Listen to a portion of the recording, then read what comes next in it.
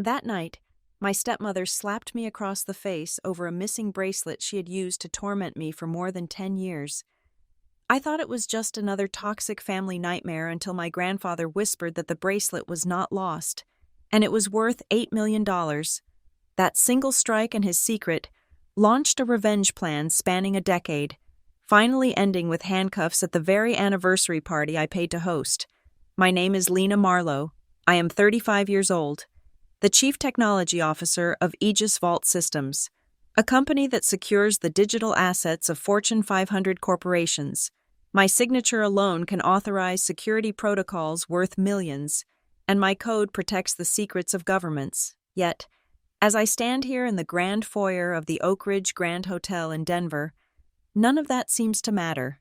In this room, under the cascading light of crystal chandeliers that cost more than most people's cars, I am not a high-powered executive.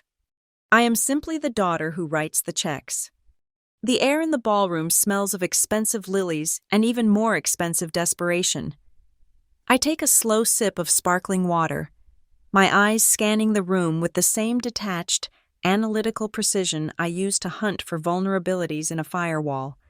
It is the 25th wedding anniversary of my father, Thomas Marlowe, and his wife, Vivian. The invitation said, Silver Jubilee, but the atmosphere screams, Coronation. Everything about this night is curated to project an image of old money and effortless success. The live orchestra is playing a soft, undisturbing jazz standard. The tablecloths are heavy linen, white as snow.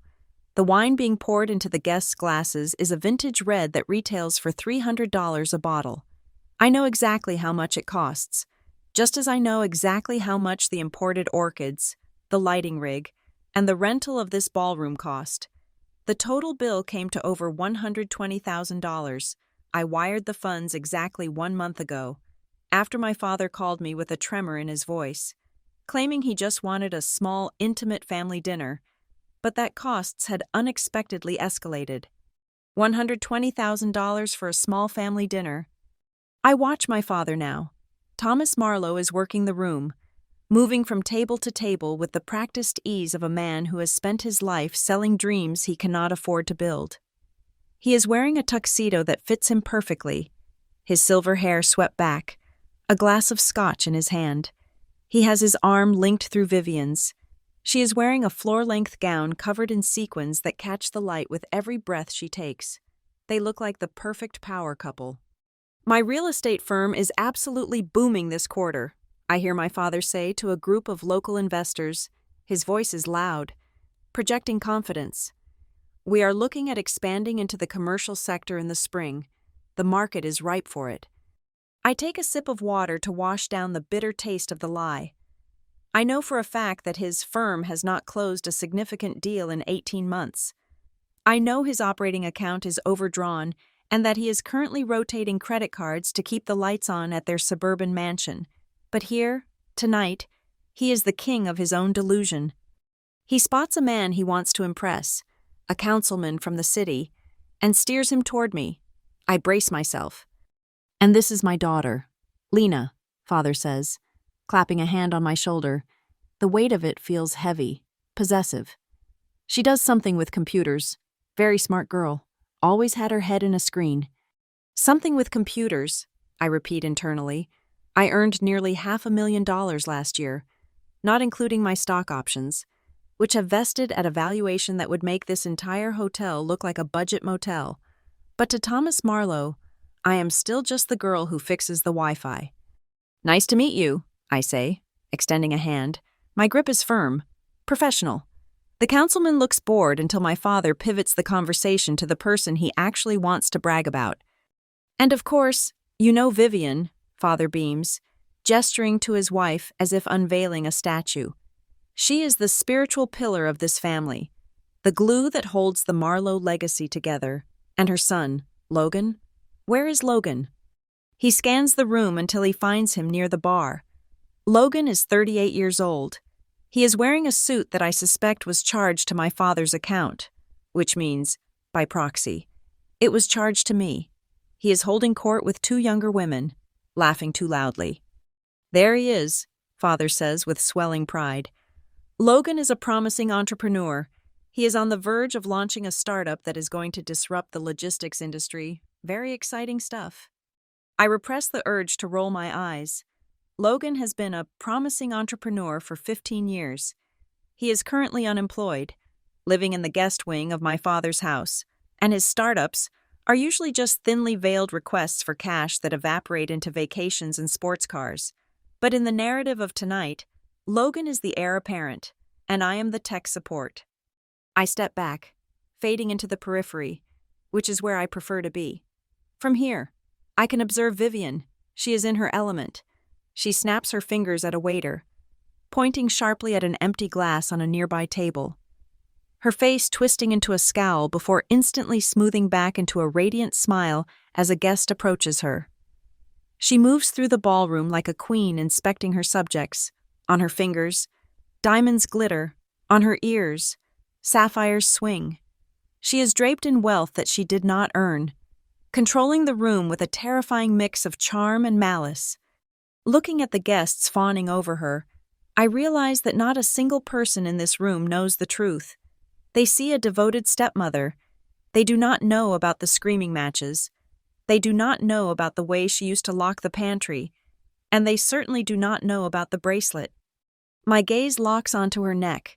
She is wearing a dazzling diamond necklace tonight, a piece I do not recognize, likely rented or bought on credit for this specific performance. An older woman, the wife of a banker my father has been trying to court for business, leans in to touch the necklace. "Oh, Vivian, it is exquisite," the woman gushes. "Is it an heirloom? It looks positively regal." I watch Vivian's reaction closely. For a split second, her smile falters. A flicker of something dark, fear, perhaps, or annoyance, passes behind her eyes. She touches the necklace protectively, her fingers curling around the stones. "Oh, you know how it is," Vivian says, her voice light and airy, waving her hand dismissively. "We have so many family pieces passed down. It is hard to keep track, but we prefer to look to the future. Do we not? The past is, well, the past." She laughs, a tinkling, artificial sound, and steers the woman toward the buffet. The past is the past. Without thinking, my right hand drifts across my body and grips my left wrist. The skin there is smooth now, unblemished, but under the cold air conditioning of the hotel. I can almost feel the phantom heat of the bruise that bloomed there 13 years ago. The memory hits me with the violence of a physical blow. I am 22 again. I can smell the cloying scent of Vivian's gardenia perfume. I can hear the shrill pitch of her voice screaming thief. I can feel the sting of her palm cracking against my cheekbone, the force of it knocking my head to the side, and then the crushing grip of her nails digging into the soft flesh of my wrist as she shook me, demanding to know what I had done with it. The bracelet. The missing bracelet. The heirloom she claimed I stole. The reason she beat me while my father stood by and watched. His silence a distinct form of betrayal. I close my eyes for a second, grounding myself. The memory shifts to the aftermath, the chaos, the shouting, and then the quiet. I hear the ghost of a whisper in my ear, as clear as if he were standing right beside me in this ballroom. "It is not lost, Lena, and it is worth more than you think. $8 million. My grandfather, Raymond Marlowe." I open my eyes. My father is walking toward me again. He has detached himself from Vivian and has that specific look on his face, the one that combines feigned affection with an impending transaction. He leans in close, lowering his voice to a conspiratorial whisper, turning his back to the guests so he can drop the successful tycoon act for a moment. "Lena, sweetheart," he says, squeezing my arm. "I wanted to talk to you before the speeches start. Logan and we are looking at a truly incredible opportunity. Here it comes. It is a resort project," he continues, his eyes darting around to make sure no one is listening. "Up in the mountains, Aspen Ridge. The developers are old friends of mine. They need a bridge loan to finalize the land acquisition. Logan wants to come in as a junior partner. It is a once-in-a-lifetime deal. Lena, we just need a little liquidity to secure the stake. I look at him. I look at the sweat beading on his upper lip despite the cool air. I look at the desperation he is trying so hard to mask with excitement. Liquidity, I repeat flatly. Exactly. He nods eagerly. Just a short-term infusion. 50,000. Maybe 75. I know you have done well for yourself with the tech stuff. And you know, family helps family. It would mean the world to Logan. It would give him a start. I look past him, toward the center of the room where Vivian is laughing, her head thrown back, the diamonds on her neck catching the strobe of a camera flash. I understand instantly. The party is theirs, but the bank is me. It has always been me. I am the ATM that breathes. I am the retirement plan they never bothered to save for. I will think about it. Dad, I say, my voice calm, giving nothing away. That is my girl, he says, patting my cheek a little too hard. We will talk numbers tomorrow. Enjoy the champagne. It is top shelf. He walks away, disappearing back into the fantasy he has constructed. I stand alone in the crowd. The room is full of 200 people, but in the architecture of my life, there are only 3 figures that matter. There is my father, the coward who sold his dignity. There is my stepmother, the predator who wears her greed like jewelry. And there is the empty space beside me, the ghost of Raymond Marlowe. He died 2 years ago. He was the only one who believed me that night. He was the only one who saw the bruises and didn't ask what I did to deserve them. I look at Vivian again. She is basking in the adoration of the crowd, touching the necklace at her throat, acting the part of the benevolent matriarch. She thinks she won. She thinks because 13 years have passed, the statute of limitations on her cruelty has expired.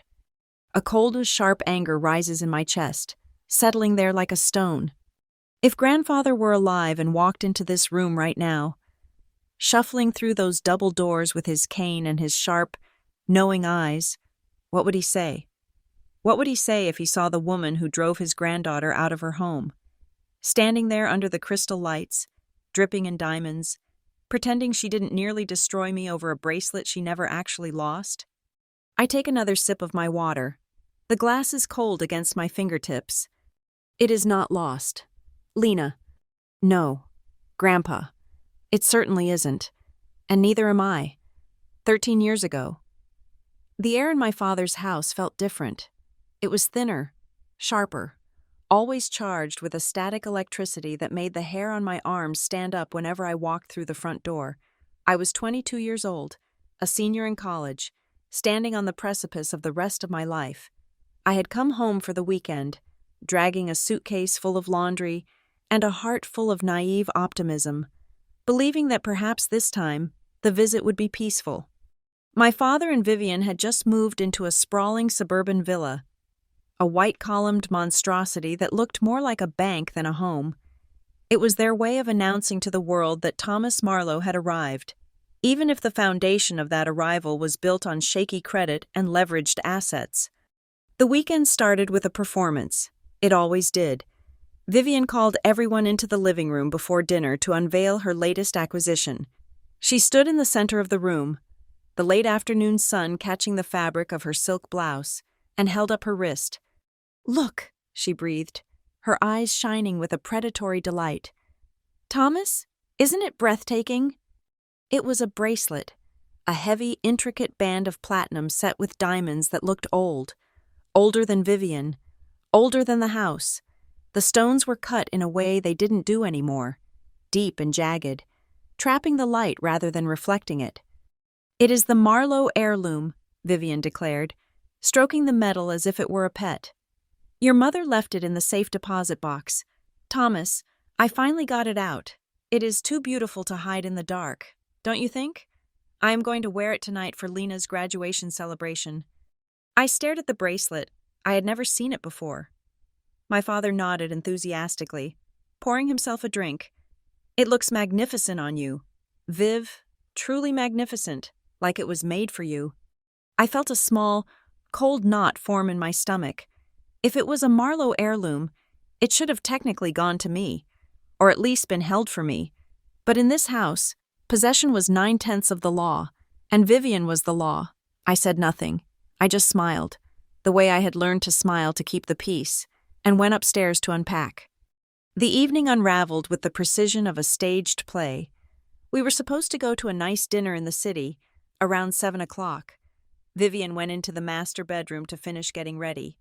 I was in the guest room down the hall, wrestling with a zipper on my dress. I needed hairspray. I knocked on the master bedroom door. No answer. The door was ajar. "Vivian," I called out, "do you mind if I borrow the hairspray?" Silence. I pushed the door open. The room was empty. The ensuite bathroom door was closed, and I could hear the shower running. On the vanity table, amidst a chaotic spread of powders and perfumes, sat the bracelet. It was coiled there like a snake, glittering under the vanity lights. I walked over, grabbed the can of hairspray from the edge of the table, and left. I was in the room for maybe 15 seconds. I didn't touch the bracelet. I barely even looked at it. An hour later, the screaming started. It began as a low guttural moan and then escalated into a shriek that tore through the hallway. "Thomas! Thomas!" I froze. I was downstairs in the living room, waiting with my father. He dropped his newspaper and ran toward the stairs. I followed, my heart hammering against my ribs. Vivian was standing in the doorway of the master bedroom, her face a mask of pure, unadulterated horror. She was trembling, clutching her chest. "It is gone," she gasped. "It is gone. My bracelet, the heirloom, it is gone." My father rushed to her. "What? What do you mean it is gone? Did you drop it?" "I left it right here." She pointed a shaking finger at the empty spot on the vanity. "Right here. I took it off to shower because I didn't want to get soap on it. I came out, and it is gone." She turned her head slowly, her eyes scanning the hallway until they locked onto me. The look in her eyes wasn't fear. It was triumph. "Who was up here?" she demanded, her voice dropping to a dangerous whisper. "Who was upstairs while I was in the shower?" I stammered, stepping forward. "I came in to borrow the hairspray, but I didn't touch anything else." "You," Vivian said the word like a curse. "You were the only one. Logan is not even home yet. The maid left at 5. It was you." "No," I said, my voice rising in panic. "No, Vivian, I swear, I just took the hairspray. It was there when I left. I saw it." "You saw it," she repeated, walking toward me. "You saw it, and you took it because you are jealous. You have always been jealous. You think it should be yours because it was your grandmother's." "I didn't take it," I shouted. My father stepped between us, but he wasn't facing her. He was facing me. His face was flushed, his jaw tight. "Lena," he said, his voice low and strained, "if you took it, just give it back. We can handle this quietly. Just give it back." "Dad!" I stared at him, tears springing to my eyes. "I didn't take it. Why would I steal from you?" "Because you are selfish," Vivian screamed. She pushed past my father and stormed into the guest room, my room. "Vivian, stop!" I cried, running after her. She didn't stop. She tore through the room like a hurricane. She grabbed my suitcase and dumped it upside down on the bed. My clothes, my underwear, my books, everything spilled out in a humiliating heap. She ripped open the pockets of my jeans. She shook out my shoes. She grabbed my purse and upended it on the floor, my wallet and keys clattering against the hardwood.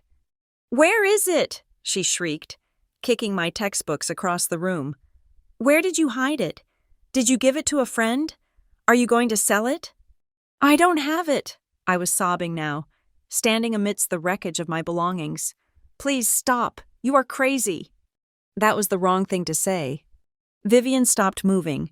She turned slowly to face me. Her chest was heaving. Her hair was wild. She looked at my father, who was standing in the doorway, looking useless and terrified. "She called me crazy." "Thomas?" Vivian said, her voice trembling with a fake, theatrical hurt. "I invite her into my home. I cook for her. I treat her like my own. And she steals a family heirloom and calls me crazy." She lunged at me. It happened so fast I didn't have time to flinch. She closed the distance between us in 2 strides and brought her hand across my face. Crack. The sound was sickeningly loud in the small room. My head snapped to the side. A burst of white light exploded behind my eyes. My cheek burned as if she had slapped me with a hot iron. I stumbled back, clutching my face, shock paralyzing my lungs. But she wasn't done. She reached out and grabbed my left wrist, the hand I had used to hold my cheek. Her fingers were like steel claws. She squeezed. She dug her nails into the soft skin of my inner wrist, twisting hard. "You little thief," she hissed, her face inches from mine. Spittle flew onto my cheek. "You ungrateful, spoiled little brat. You are humiliating your father. You are making us a laughingstock. Where is it?" The pain in my wrist was sharp and blinding. I tried to pull away, but she was stronger than she looked, fueled by a manic rage. "Dad," I screamed, looking at him. "Help me! She is hurting me!" My father didn't move. He stood there, his face red with shame, but not for me, for himself. He looked at the floor, then at the wall, anywhere but at his wife assaulting his daughter. "Lena," he said, his voice shaking. "Just tell her where it is. This is $8 million we are talking about. If you don't produce that bracelet, I am cutting you off. Do you hear me? No more tuition. No more allowance. You are out." I stared at him, the pain in my face forgotten, replaced by a hollow, crushing sensation in my chest. "You think I stole it," I whispered. "You actually think I stole it." "Who else?" Vivian shouted, giving my arm one final, brutal yank before shoving me backward. I fell onto the pile of my clothes on the bed. "You are the only outsider here." "I am calling the police," I gasped, scrambling off the bed. My hands were shaking so badly I could barely find my phone on the floor. "I am calling them. Let them search me. Let them fingerprint the room. I want a report." "No!" Vivian shrieked. She lunged for my phone, but I pulled it back. "No police. You do not bring the police into this house. You want to ruin our reputation? Is that it? You are threatening us now?" "I want the truth," I yelled back. "Silence." The voice was not loud, but it carried a weight that cut through the hysteria like a knife. We all froze. Standing in the hallway, leaning heavily on his cane, was my grandfather, Raymond Marlowe. He was wearing his dressing gown, his white hair mussed from sleep, but his eyes, pale blue and piercing, were completely alert. He walked into the room slowly. The sound of his cane hitting the floorboards was the only noise in the house. Tap, tap, tap. He looked at the mess on the floor. He looked at my red, swelling cheek. He looked at Vivian, who was panting, her chest heaving, and then he looked at my father, who seemed to shrink under his gaze. "What is going on here?" Raymond asked quietly. "She stole the bracelet, Ray," Vivian said, her voice instantly changing from screeching harpy to a grieved victim. She smoothed her hair, sniffing loudly. "The diamond bracelet. She took it right off my vanity." "I see," Raymond said. He didn't look at her. He looked at me. "Is this true, Lena?" "No," I choked out, tears streaming down my face again. "No, Grandpa, I swear." Raymond looked at me for a long, agonizing moment. Then he turned to my father. "Thomas, take your wife downstairs. Pour her a drink. I will speak to Lena." "But Dad," Thomas started. "Now," Raymond barked. The command cracked like a whip. My father flinched. He grabbed Vivian's arm. "Come on, Viv, let's go downstairs." Vivian shot me one last look of venomous hatred before allowing herself to be led away. I heard their footsteps retreat down the stairs, leaving me alone in the wreckage of the room with the old man. I sank onto the edge of the bed, burying my face in my hands. My cheek throbbed. My wrist was already turning purple where her fingers had dug in. "I didn't take it," I whispered into my palms. "I didn't." I felt the mattress dip as Raymond sat down beside me. He didn't touch me. He just sat there, breathing slowly. "I know," he said. I looked up. "You do?" He nodded, He leaned in close, checking the open door to make sure we were alone. When he spoke again, his voice was barely audible, a conspiratorial rasp. "The bracelet is not lost, Lena." I blinked, confused. "What?" But she said, "She couldn't find it." "She couldn't find it because I took it," he said simply.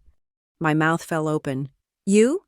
"I saw the way she was looking at it earlier," Raymond said, his eyes hardening. "I saw the greed, and I saw you go into that room. I knew exactly what she would do. She has been waiting for an excuse to get you out of the picture, to drive a wedge between you and your father so deep it never heals. A missing heirloom is the perfect tragedy." "So, you have it?" I asked, glancing at his pocket. "I secured it," he corrected, "while you were in the bathroom washing your hands before you went to your room, and she was in the shower. I went in and took it. I replaced it with nothing. I wanted to see what she would do." "She hit me," I said, my voice trembling. "She beat me." "I know," Raymond said, and for the first time, I saw a flicker of profound sadness in his eyes. "And your father let her. That is the part that matters. Lena, that is the lesson." "Give it back to her," I pleaded. "Just give it back so this stops. Please." Raymond shook his head slowly. "No, if I give it back now, she will say you returned it because you were caught. You will always be the thief in their eyes, and she will keep the bracelet. That bracelet? It is not just jewelry. Lena, it is leverage. It is worth nearly $8 million. It is the key to everything." "$8 million?" I repeated, stunned. Vivian said it was an heirloom, but— "It is an asset," Raymond said firmly. "And right now, it is safe. Listen to me very carefully." He gripped my shoulder with a surprising strength. "You need to leave, tonight." "Leave?" "Pack your bag. Go back to campus. Do not stay here. It is not safe for you. She has shown her hand. She is willing to hurt you physically to get what she wants." "But Dad said he would cut me off," I said, panic rising again. "Let him," Raymond said. "You are strong, you will figure it out, and I will be watching." "Why can't you just tell them the truth?" I asked, tears spilling over again. "Because the truth needs the right timing to be a weapon," he whispered. "Right now, it is just an excuse. Later, it will be a guillotine." He stood up, leaning heavily on his cane. "Go, now." I didn't understand him then. I just knew I couldn't stay in that house another minute. I threw my clothes back into the suitcase, not caring about folding them. I grabbed my purse. I washed my face in the bathroom sink, wincing as the cold water hit my swollen cheek. I crept down the back stairs. I could hear my father and Vivian arguing in the kitchen.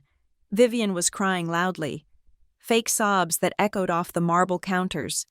My father was apologizing to her, apologizing to the woman who had just assaulted his daughter. I slipped out the back door into the cool night air. I called a cab from the street corner, shivering not from cold, but from shock. As I sat in the back seat of the taxi, watching the house disappear into the darkness, my phone buzzed. It was a text from Grandpa. "Do not come back to this house once you graduate. I will leave you something Vivian can never touch, if the truth ever comes out." I looked at my wrist. The bruises were already darkening. 4 distinct oval shapes where her fingertips had pressed into my skin. I touched them, feeling the ache deep in my bone. That night, something inside me broke, but looking back, I realized it wasn't a break. It was a forging. The girl who wanted her father's approval died in that guest room. The woman who would eventually destroy them was born in the back seat of that cab, clutching a bruised wrist and a secret worth $8 million. For the first 6 months after I left that house in the back of a taxi, my phone did not ring, not once. There were no apologies, no demands for me to return, and certainly no inquiries into my well-being. I was 22 years old, finishing my final semester of college, and living on instant noodles and the sheer, stubborn refusal to break. I graduated quietly. There was no party, no dinner at a steakhouse, no family photo where everyone pretended to like each other. I walked across the stage, took my diploma, and walked straight into a life that was entirely my own. I cut the cord, or at least, I thought I did. I threw myself into the only world that made sense to me. Code, systems, logic. In the digital world, if there is an error, you can find it. You can isolate it. You can fix it. There is no gaslighting in binary. A 0 is a 0, and a 1 is a 1. I landed an entry-level position at Aegis Vault Systems, a cybersecurity firm that was, at the time, just a scrappy startup operating out of a converted warehouse in downtown Denver. I was the first woman on the engineering team. I worked 16-hour days, not because I had to, but because I did not want to go home to an empty apartment where the silence felt too much like the silence of my father standing by while I was beaten. I rose through the ranks with a speed that frightened some of my male colleagues. Within 3 years, I was a team lead. 2 years after that, I was the director of architecture, and by the time I turned 32, I was named the chief technology officer. My salary jumped from $45,000 a year to $150,000, then to $300,000, and finally, with bonuses and stock options, I was clearing nearly $500,000 annually. But money, as I learned, acts like a beacon for sharks, especially when those sharks share your last name. The first time my father called me after the silence, it wasn't to apologize. It was a Tuesday afternoon. I was in the middle of a code review. I saw his name on the screen and felt that familiar, sick lurch in my stomach. I debated letting it go to voicemail, but the conditioned reflex of a daughter seeking approval is a hard habit to break. I answered. "Lena," he said. His voice was warm, jovial, as if 13 months had not passed since he watched his wife assault me. "How is the big city treating you?" He spent 3 minutes asking vague questions about my job before he pivoted. It is always a pivot. "Listen, sweetheart," he said, his voice dropping an octave. "I am in a bit of a bind. Not me, really. It is Logan. You know he has been trying to find his footing. Logan, always Logan. He has this incredible idea for a bar." Father continued. "An upscale mixology concept. He has the location, he has the staff. He just needs a little push for the liquor license and the initial inventory. I would help him. You know I would. But my liquidity is tied up in the market right now, since you are doing so well." He let the sentence hang there. "How much?" I asked. My voice was flat. $30,000, he said. "Just a loan. He will pay you back with interest within the year." $30,000. It was a significant amount of money, even then. But in my head, I ran a different calculation. If I paid it, they would leave me alone. If I paid it, I proved I was successful. If I paid it, maybe, just maybe, he would see that I was the child worth betting on. I wired the money the next morning. That was the mistake. That was the blood in the water. Logan's bar opened, struggled for 6 months, and closed quietly. I never saw a dime of the $30,000 back. When I asked my father about it a year later, he laughed it off. "Oh, come on, Lena. You know how startups are. 90% fail. Besides, you are doing so well. Think of it as an investment in your brother's experience." My brother. A stepbrother who had never directed a kind word toward me in his life. The requests became a pattern, a rhythm. Silence for 3 months, then a crisis, then a call. 4 years ago, it was the vacation home on the lake. "The bank is being unreasonable," my father told me, sounding frantic. "They are threatening foreclosure over a clerical error. We just need to catch up on the arrears to stop the proceedings. It is $80,000. Lena, if we lose the lake house, it will break Vivian's heart. It is her sanctuary." I wanted to scream that Vivian had turned my childhood home into a prison, so she could survive losing a sanctuary, but I didn't. I transferred $80,000. I told myself I was doing it to save the family reputation, but deep down, I knew I was just paying a ransom for a father who didn't exist. Then came the tax debt, $120,000. This was 2 years ago. Vivian called me herself for this one. She didn't scream. She didn't slap. She cried. She wept into the phone about how confused she was, how the accountant had made a terrible mistake, and how the IRS was going to seize their assets. "We are a family.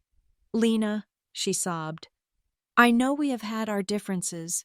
I know I was strict with you when you were younger, but families help each other. Please, we will lose everything." Strict, that was the word she used. She rebranded assault as being strict. She rebranded the night she hunted me out of the house as a rough patch. I paid the $120,000, I later found out. Through a forensic check of public records, I ran out of sheer curiosity that there was no IRS lien, but there was a sudden influx of renovations done to the villa, a new pool, a remodeled kitchen, and a trip to Europe for her and Logan. They were eating my life, bite by bite. Throughout all of this, there was only one person who did not ask me for a cent: Raymond Marlowe. My grandfather kept his distance from the house, living in a retirement community about an hour away. We met for lunch once a month at a small diner halfway between Denver and his place. He never let me pay. He would sit there, his hands shaking slightly as he held his coffee cup, and ask me about my code. He asked about encryption protocols. He asked about server architecture. He listened with a sharpness that belied his age. He never brought up the money I sent them, but he knew. I could see it in the way his jaw tightened whenever I mentioned a family emergency I had handled. "You are building a castle on a swamp, Lena," he told me once, cutting into his pancakes. "No matter how much gold you pour into the foundation, it will sink." "They are family, Grandpa," I said, repeating the lie I had been fed. "They are parasites," he corrected. Then he leaned in, his blue eyes locking onto mine. "Have you forgotten the bracelet?" "No," I whispered. "I haven't." "Good," he said, "because it is still safe, in the box. And remember what I told you. It is worth $8 million. But its real value is not the diamonds. Its real value is the truth." He would drop hints like that, breadcrumbs leading to a forest I wasn't ready to enter. He mentioned a safe deposit box with 2 keys. He mentioned a trust structure that bypasses the estate, but he never gave me the full map. He just told me to be patient. Then, 2 years ago, the calls stopped coming from him. He had a stroke. It was mild at first, but then a second, massive one followed within days. I rushed to the hospital, but by the time I arrived, he was in a coma. He died 3 days later without waking up. The funeral was a masterpiece of performance art. Vivian wore black lace and sobbed loudly in the front pew, leaning on my father for support. Logan looked solemn and checked his watch every 10 minutes. I sat 3 rows back, dry-eyed, feeling a coldness spreading through my chest that had nothing to do with the temperature of the church. The only person who had truly seen me was gone. After the service, there was a reception at the villa. Vivian held court, telling stories about dear Papa Ray that I knew were fabricated. She talked about how close they were, how he adored her cooking, how he always said she was the daughter he never had. I stood in the corner, gripping a glass of water, wanting to shatter it against the wall.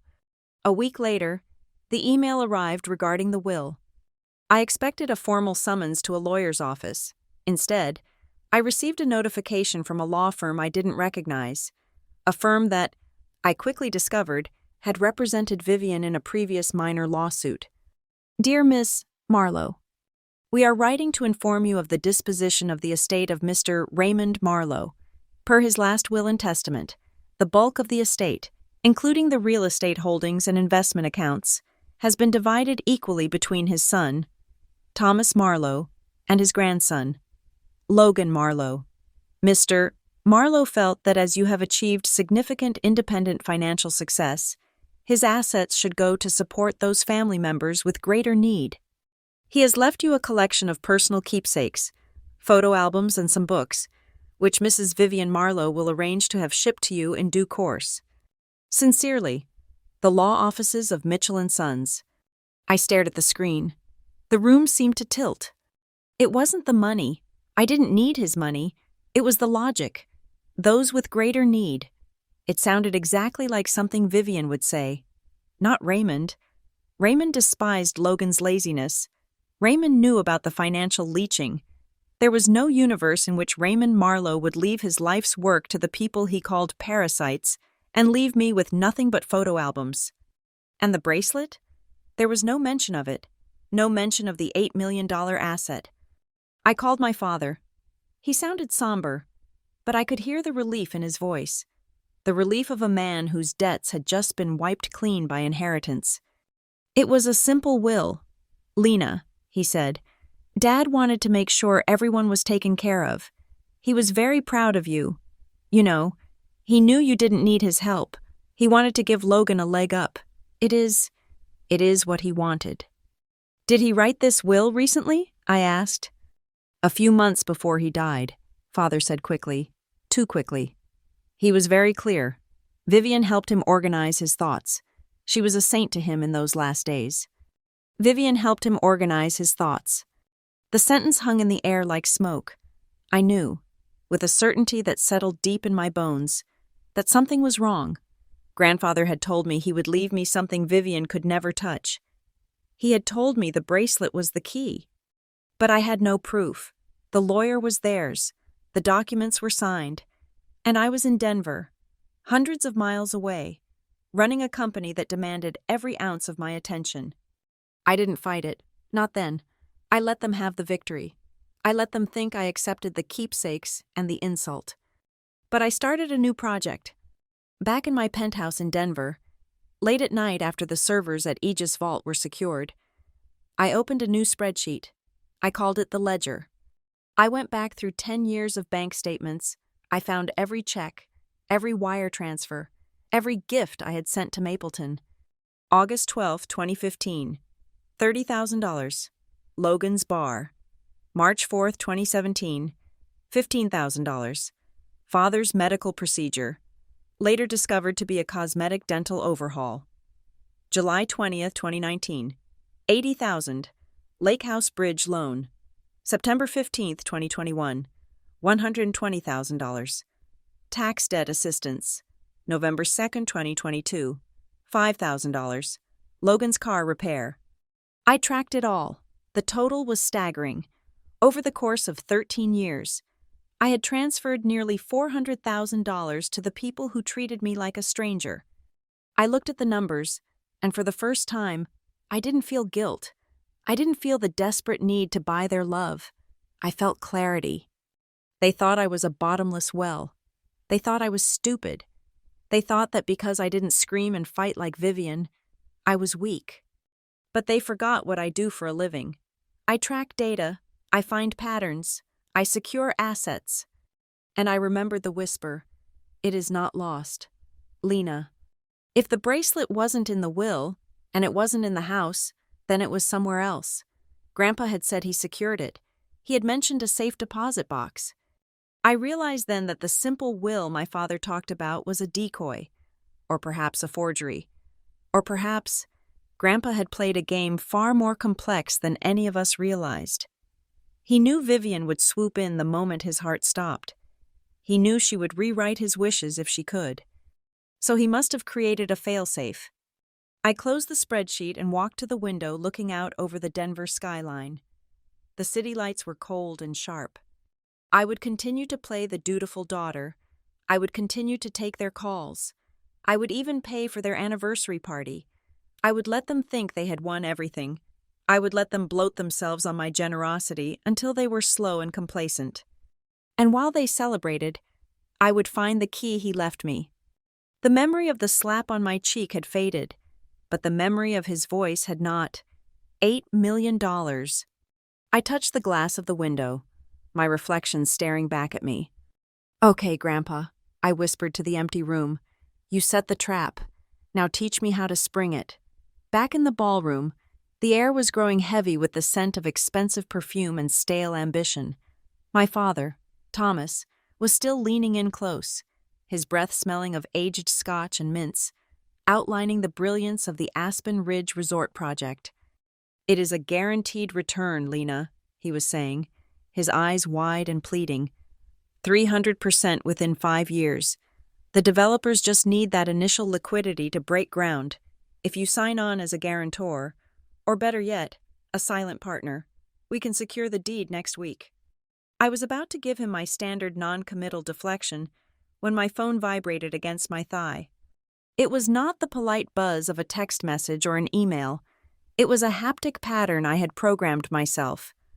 3 short, sharp pulses, followed by a long, sustained vibration. It was a code-red alert from my personal financial security protocol. "Excuse me for a second, Dad," I said, cutting him off mid-sentence. "I have to take this. It is work." "Of course," he said, looking annoyed but trying to mask it. "Always the workaholic. Just think about the numbers. Sweetheart, think about the legacy." I turned my back on him and pulled my phone from my clutch. The screen was glowing with a crimson banner from the Aegis Vault dedicated app. Unauthorized access. Attempt detected. Target: secondary high-yield investment portfolio. Status: blocked. I frowned, tapping the notification to expand the details. My heart rate kicked up a notch, not out of fear, but out of a cold, sharp focus. I slid into the professional mode that had made me a fortune. I scrolled through the logs.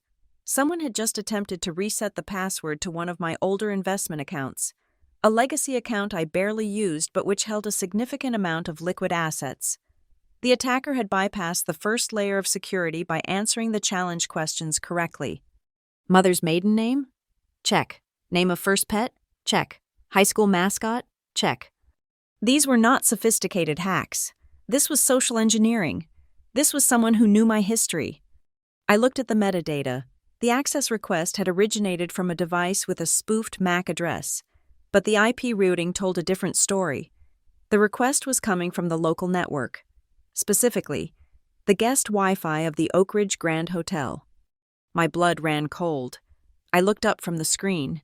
The room was filled with 200 guests, but the data narrowed the suspect pool down to people who knew my mother's maiden name and were desperate enough to try to crack a digital vault while standing 20 feet away from me. I tapped the call button for my private wealth manager, Marcus, who I knew would be awake and monitoring this. He picked up on the first ring. "Lena," Marcus said, his voice tight. "I was just about to call you. We locked it down. No funds were moved." "Who was it?" I asked, keeping my voice low, my eyes scanning the room. "It was clumsy," Marcus said. "They tried to use your social security number to verify the password reset. We traced the IP. It is coming from inside the hotel you are currently at." "I saw that," I said. "Is this the first time?" There was a pause on the line. "No," Marcus said. "I was analyzing the logs while the system ran the block. There was another attempt 3 days ago. Failed login, same target account, but the IP address was different that time." "Where was it?" "Residential," Marcus said. "Mapleton suburb, registered to a Thomas Marlowe." The room seemed to tilt on its axis. The noise of the jazz band and the chatter of the guests faded into a dull roar. It wasn't a stranger. It wasn't a Russian bot farm. It was my father's house. "Lock everything down, Marcus," I said, my voice shaking slightly with rage. "2-factor authentication on everything. Biometric require only. If anyone tries to access so much as a library card in my name, I want to know." "Done," Marcus said. "Lena, be careful." I hung up. I stood there, clutching the phone, feeling a wave of nausea that had nothing to do with the champagne. I looked across the room. My father was now huddled in a corner with Logan. They were whispering feverishly. Logan was holding his phone, tapping at the screen with frantic, jerky movements. He looked sweaty, his eyes darting around the room. Suddenly, the resort investment didn't sound like a bad business deal anymore. It sounded like a distraction. While one of them kept me busy with talk of legacy and family duty, the other was trying to pry open the back door of my bank account to drain it dry. Vivian was standing near the bar, scrolling through her own phone. Her smile was gone. She looked tense, her lips pressed into a thin line. She looked up, caught Logan's eye, and gave a barely perceptible shake of her head. They were in on it, all 3 of them. My phone buzzed again. I braced myself for another security alert, but this time it was an email. The sender was Lawson and Hartwell LLP. The subject line read, "Undelivered correspondence re. Estate of Raymond Marlowe." I froze, Lawson and Hartwell. That wasn't the firm that handled the will. That wasn't the firm Vivian had used. I needed air. I needed silence. I turned on my heel and walked briskly toward the ladies' room. I pushed through the heavy oak doors into the sanctuary of the restroom. It was empty, thankfully. The walls were lined with marble, and soft classical music played from hidden speakers. I locked myself in the furthest stall and sat on the closed lid of the toilet. My hands were trembling as I opened the email. Dear Ms. Marlowe, per the instructions of our late client, Mr. Raymond Marlowe, we were directed to hold the attached correspondence in a sealed escrow file until one of two conditions was met. Either you contacted our firm directly regarding the estate, or a period of 2 years had passed since his death without the resolution of specific asset disputes. As the 2-year mark has arrived, and per the automated instructions of the trust, we are releasing the digital copy of the letter to you. The original is held in our vault, along with the contents of safe deposit box number 402 at First National Sovereign Bank. Please review the attached document. I clicked the attachment. A PDF opened. It was a scan of a handwritten letter. The handwriting was spidery but firm, unmistakably my grandfather's. My dearest Lena, if you are reading this, I am gone, and you have survived the wolves for a little while longer on your own. I know what happened the night of your graduation party. I know because I was watching. I saw Vivian eyeing that bracelet all afternoon. I saw the greed in her eyes, not for the beauty of the diamonds, but for the power they held. She wanted a reason to push you out. Lena, she wanted to sever the bond between you and your father so she could have total control over the Marlowe name and, more importantly, the Marlowe money. So I took it. I gasped, the sound echoing in the tiled stall. I covered my mouth with my hand. I went into the bedroom while she was showering. I took the bracelet off the vanity. It was not lost. It was never lost. I replaced it with nothing. Knowing she would blame you, I'm sorry I let you take the fall. My child, I am sorry I let you endure that slap. But I needed to know. I needed to know if your father would protect you. When he didn't, I knew I had to protect your future in a way he never would. The bracelet is in safe deposit box 402, but the bracelet is just a symbol. It is the physical key to the Marlowe family trust, a trust I set up decades ago, separate from the estate your father knows about. The trust holds $8 million in bonds and securities. I stared at the number, $8 million. Here is the catch. Lena, I wrote the trust with a specific trigger clause. The funds can only be released to a beneficiary who has been wrongfully accused of theft or misconduct regarding the family heirlooms, and can prove their innocence. It is my little joke from the grave. The only way to claim the fortune is to prove that Vivian lied. Furthermore, there is a poison pill. If any other family member, specifically Vivian or Thomas, attempts to claim insurance on the lost bracelet or uses the memory of its loss to defraud others, they are automatically disinherited from this trust, and their share of my general estate reverts to you. I have kept records. I have the appraisal. I have a sworn affidavit from that night stating I took the bracelet. Vivian likely suspects this trust exists, or at least suspects I hid money away. She and your father will hunt for it. They will try to make you sign things. They will try to access your accounts because they need your identity to verify the family connection. Do not let them, when you are ready, go to Lawson and Hartwell. Use the code word integrity. Open the box. Take back your name. Love, Grandpa Ray. I lowered the phone. Tears were streaming down my face, hot and fast. He had known. All this time, he had known. He had let me walk away that night not because he was passive, but because he was saving me from a burning building. He had hidden $8 million behind a wall of trauma, knowing that only the truth could unlock it. And suddenly, the pieces of the last 13 years snapped together with a terrifying clarity.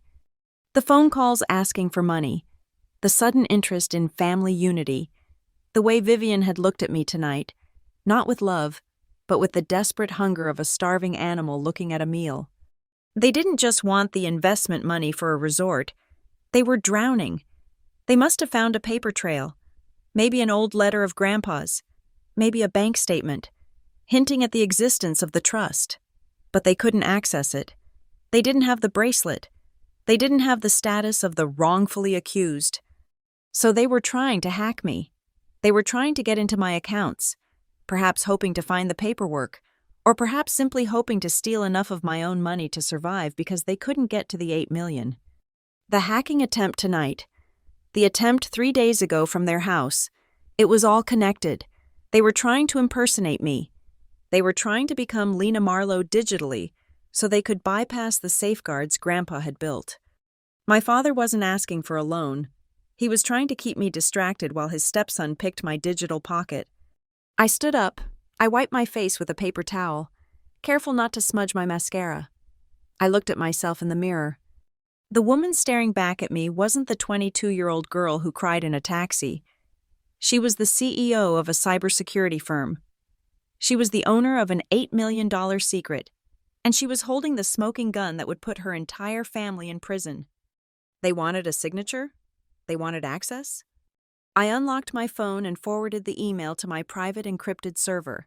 Then I sent a text to Maya Kellerman, the toughest litigation attorney I knew in Denver. I need you at the Oak Ridge Grand Hotel. Now, bring the police. I have evidence of wire fraud and identity theft. I smoothed my dress. I took a deep breath. I was going back out there. I was going to eat their food. I was going to drink their wine. And when the moment was right, I was going to introduce them to the consequences of their own greed. Grandpa Ray had set the stage. It was time for me to direct the final act. I stared at the screen of my phone in the quiet sanctuary of the hotel bathroom, the digital copy of my grandfather's letter glowing against the marble tiles. The final piece of the puzzle had just clicked into place, but to understand why I was not hyperventilating, why my hands were steady as I forwarded the email to my secure server, you have to understand that this moment was not a surprise. It was a confirmation. The trap had been set weeks ago. I was just waiting for the prey to walk into it. While the revelation of the letter was fresh, the machinery of my revenge had actually begun to turn 14 days prior. It started with a phone call I made from the privacy of my soundproofed office at Aegis Vault. I had found the number for Lawson and Hartwell in a hidden directory on the dark web, not because they were criminals, but because they were the kind of firm that specialized in high-net-worth privacy and asset protection for clients who did not want to be found. I dialed the number. A woman answered on the first ring. Lawson and Hartwell. "This is Lina Marlowe," I said, my voice calm. "I am calling to verify a custodial account under the identifier 402. The authorization code is integrity." There was a pause, a heavy, pregnant silence that lasted 5 seconds. "Please hold, Ms. Marlowe," the woman said. Her tone shifted from professional indifference to immediate alertness. When she came back on the line, she transferred me to a senior partner, a man named Mr. Sterling. He did not ask me how I was. He did not offer condolences for my grandfather's death 2 years prior. "We have been waiting for this call, Ms. Marlowe," Sterling said. "The protocols established by Mr. Raymond Marlowe required you to initiate contact. He was very specific. He said, and I quote, 'She will call when she stops trying to be a daughter and starts being a Marlowe.' I am ready to see what he left me," I said. "We require your physical presence to open the vault," Sterling replied. "When can you be here?" "Tomorrow morning," I said. I cleared my schedule. I told my assistant I was taking a personal day, something I had not done in 7 years, and boarded the first flight to Seattle, where the firm was based. The office of Lawson and Hartwell was nothing like the flashy, glass-walled firms my father liked to hire. It was located in a nondescript brick building in the older part of the city, with no signage on the door. Inside, it smelled of old paper and mahogany. Sterling led me into the vault. It was a room lined with steel boxes, cold and silent as a tomb. He produced a key, and I produced the biometric scan required to verify my identity. Box 402 slid open. Inside, resting on a bed of black velvet, was the bracelet. I let out a breath I didn't know I had been holding. It was exactly as I remembered it from 13 years ago. The heavy platinum links, the jagged, old mine-cut diamonds that trapped the light. It sat there, innocent and cold, an object that had caused me so much pain. Yet here it was, safe. "He brought it to us the day after the incident," Sterling said softly, standing behind me. "He had it appraised immediately. Current market value fluctuates, but the stones alone are worth just under $8 million. "He said it wasn't lost," I whispered, reaching out to touch the cold metal. "He told me." "There is more," Sterling said. He handed me a thick leather binder that had been sitting beneath the jewelry. "This is the Marlowe Justice Trust." I opened the binder. It was a complex legal instrument, a trust fund capitalized with $8 million in bearer bonds and diversified securities. But the clauses were where my grandfather's genius and his anger truly lived. Clause 4A. The beneficiary. The assets of this trust are to be distributed solely to Lena Marlowe, contingent upon her providing proof of wrongful accusation regarding the theft of the primary asset, the bracelet. Clause 4B. The disinheritance mechanism. Should any other family member attempt to claim insurance, file a police report, or financially benefit from the alleged loss of the bracelet, they shall be permanently barred from receiving any portion of the general estate of Raymond Marlowe. Their share shall automatically revert to the Justice Trust. I looked up at Sterling. Did they try? Sterling nodded. He pulled a file from his briefcase. 6 months after the incident, Vivian Marlowe filed a claim with the insurer, Lloyd's of London. She claimed the bracelet was stolen by a transient guest. She attempted to collect the replacement value of $2 million. $2 million? I scoffed. She didn't even know what it was worth. "Your grandfather intervened," Sterling explained. "He provided the insurer with a sealed affidavit stating the item was not stolen and was in secure storage. The claim was denied for insufficient evidence of loss. Vivian was never told why. She just thought the insurance company was being difficult. She tried again 2 years ago. After your grandfather died, we blocked it again." I felt a cold smile tug at the corner of my mouth. Vivian had been trying to cash in on a crime she invented, and Grandpa had been blocking her from the grave. "I need a lawyer," I told Sterling. "Not an estate lawyer. I need a shark. Someone who eats fraudsters for breakfast." Sterling handed me a business card. "Maya Kellerman. She used to be a federal prosecutor for the Financial Crimes Division. She hates bullies." I hired Maya the next day. We met in a secure conference room at Aegis Vault. Maya was a woman of sharp angles and sharper suits, with eyes that seemed to X-ray every document I slid across the table. "This is not just a dispute over a will," Maya said after reviewing the files. "This is fraud, insurance fraud, wire fraud if they used electronic means to facilitate their claims. And with what you are telling me about the pressure to invest in this resort—" "They are desperate," I said. "I can feel it. They are bleeding money." "Let's see how desperate," Maya said. That was when I brought in my own team. I gathered 3 of my best forensic analysts from Aegis Vault. I told them this was a private audit for a high-value client. Me. "I want to know who has been poking at my perimeter," I told them. We ran a deep-dive analysis on my personal accounts. The results were illuminating. We found a trail of digital crumbs that led straight back to the Marlowe family.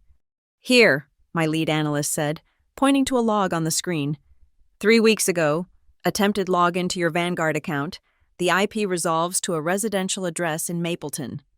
"My father's house," I confirmed. "And here," the analyst continued. "This one is clumsy. A password reset request sent to an old email address you haven't used since college. The recovery email they tried to link it to? lmarlowe@businessventures@gmail.com. I laughed. It was a dry, humorless sound. "That is Logan. He thinks adding business ventures to a Gmail address makes him look like a CEO. "They are phishing," the analyst said. "They are trying to verify your net worth, or maybe authorize a wire transfer. They have your social security number, probably from old tax returns." "They are trying to steal from me," I said. Again. Maya looked at the evidence map we had built on the whiteboard. "We have enough for a civil suit right now," she said. "Maybe even criminal charges for the attempted identity theft. But it is messy. They will claim it was a mistake, or that they were just trying to help you manage your overwhelming assets." "I don't want messy," I said. "I want absolute." "Then we need them to admit it," Maya said. "We need to catch them in the act, preferably in public, preferably while they are trying to close the deal on their fraud." I thought about the upcoming anniversary party. Vivian had been hinting at it for months, dropping passive-aggressive comments about how they couldn't afford a proper celebration for their 25th year. "The party," I said. "Excuse me?" Maya asked. "My stepmother wants a coronation," I said, the plan forming in my mind with crystalline perfection. "She wants a silver jubilee. She wants everyone to see how perfect her life is. If I fund it, if I pay for the venue, the food, the music, she will invite everyone. The investors my father is trying to scam, the society friends Vivian is trying to impress. They will all be there." "You want to pay for your own parents' takedown?" Maya asked, raising an eyebrow. "I want to buy the stage," I corrected. "I want to control the lighting, the sound, and the guest list. I want them to feel so safe, so victorious, that they get careless." I authorized the transfer of $120,000 the next morning. I called my father and told him I wanted to do something special for them. I told him I wanted to host the party at the Oak Ridge Grand Hotel. He was ecstatic. He thought he had finally broken me. He thought the ATM was open for business. While Vivian was busy picking out floral arrangements and arguing with caterers about the texture of the napkins, I was busy with Lawson and Hartwell. "I need everything," I told Sterling. "The bracelet, the original trust documents, the insurance denial letters."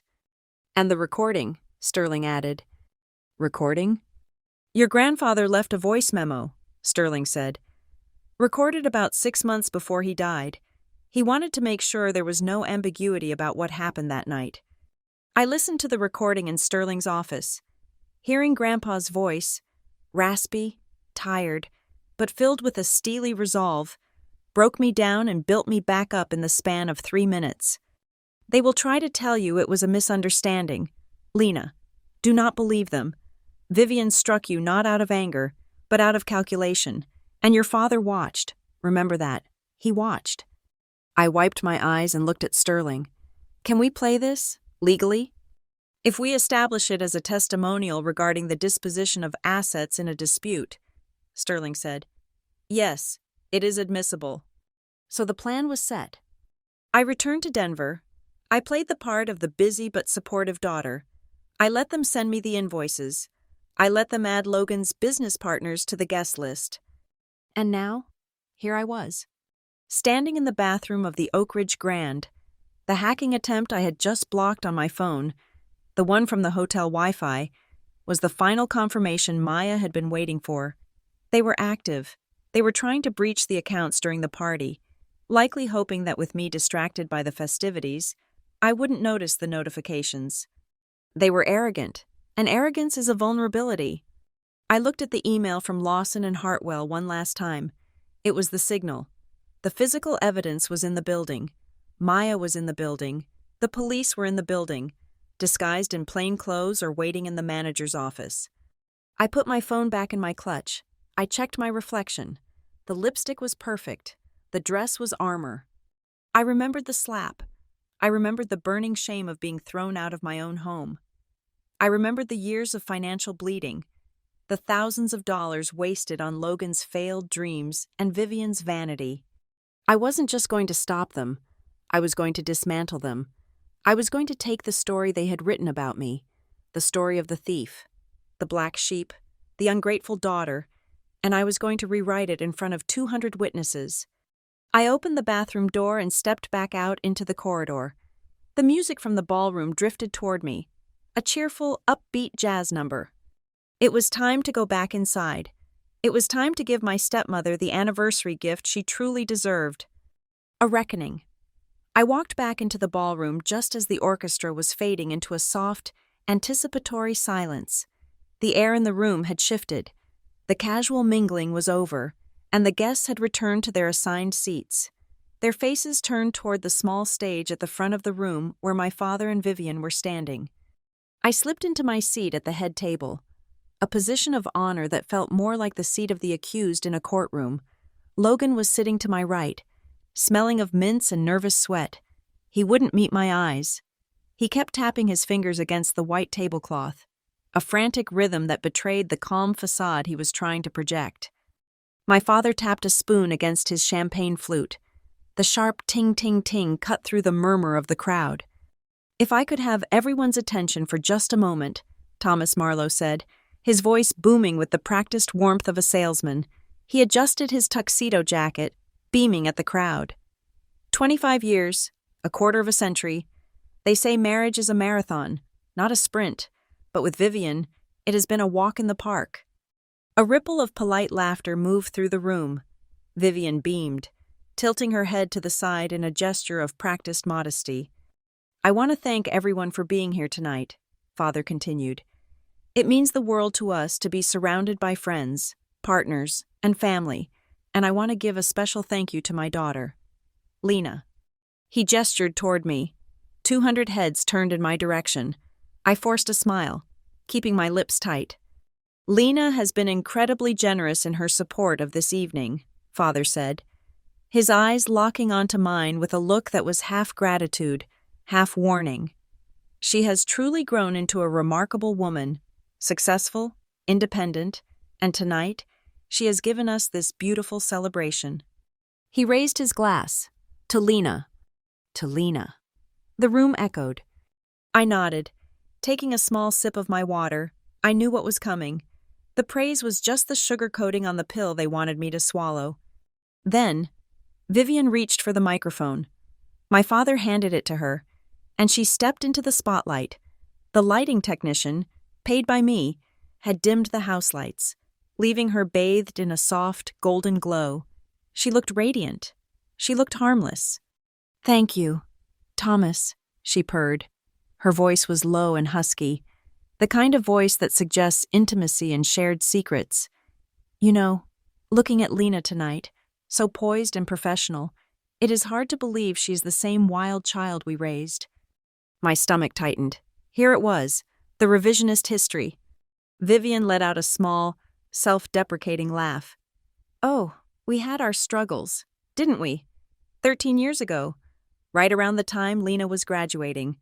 We went through a terrible rough patch. I remember it so clearly. There was an incident."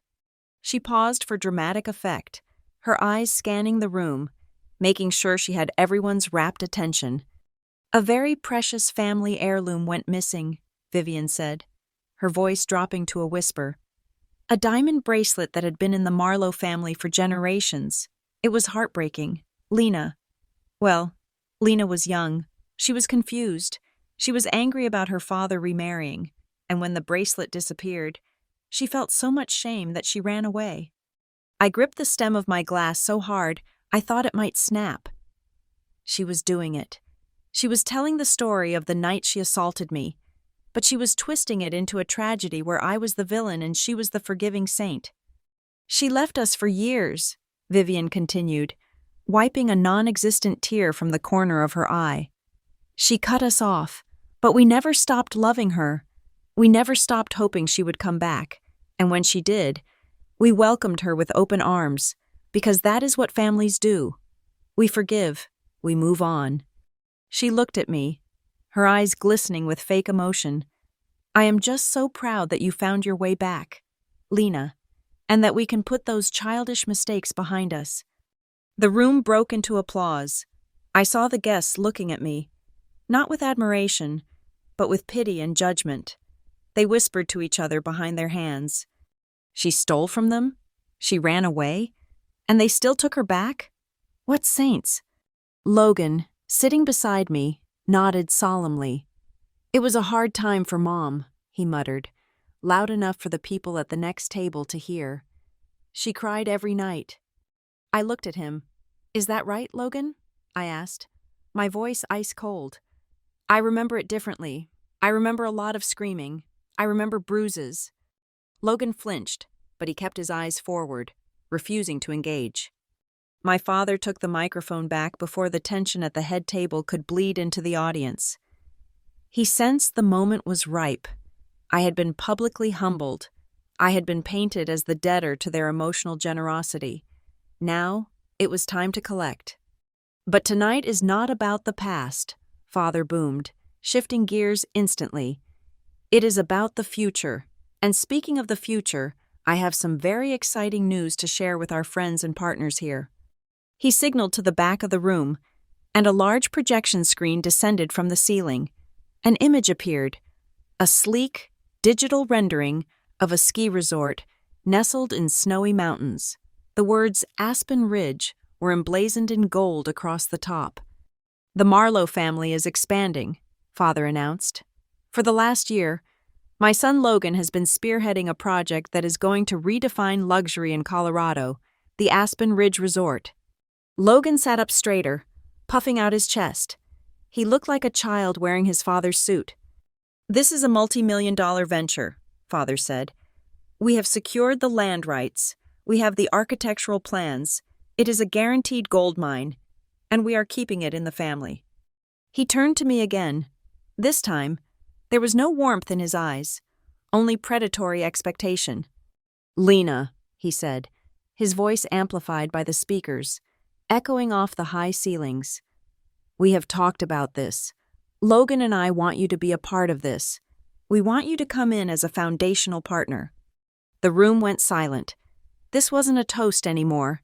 This was a public ambush. He was putting me on the spot in front of everyone we knew, investors, politicians, family friends. We need a capital injection of $3 million to break ground next month, Father said, naming the figure without blinking. $3 million to secure a legacy that will last for generations.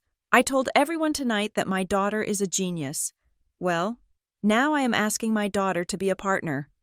He smiled, but it was a rictus of tension.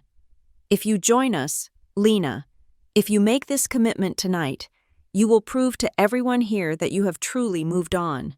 You will prove that you put family above money. The trap snapped shut. If I said no, I looked like the greedy, ungrateful daughter Vivian had just described, the one who stole a bracelet and hoarded her wealth while her family tried to build something together. If I said yes, I would be signing away $3 million to a black hole. Vivian leaned into the microphone, her voice sweet as poisoned honey. Do the right thing, Lena. Don't let this be like the bracelet incident all over again. Don't be selfish. Show your father you love him. The silence in the room was deafening. Every eye was on me.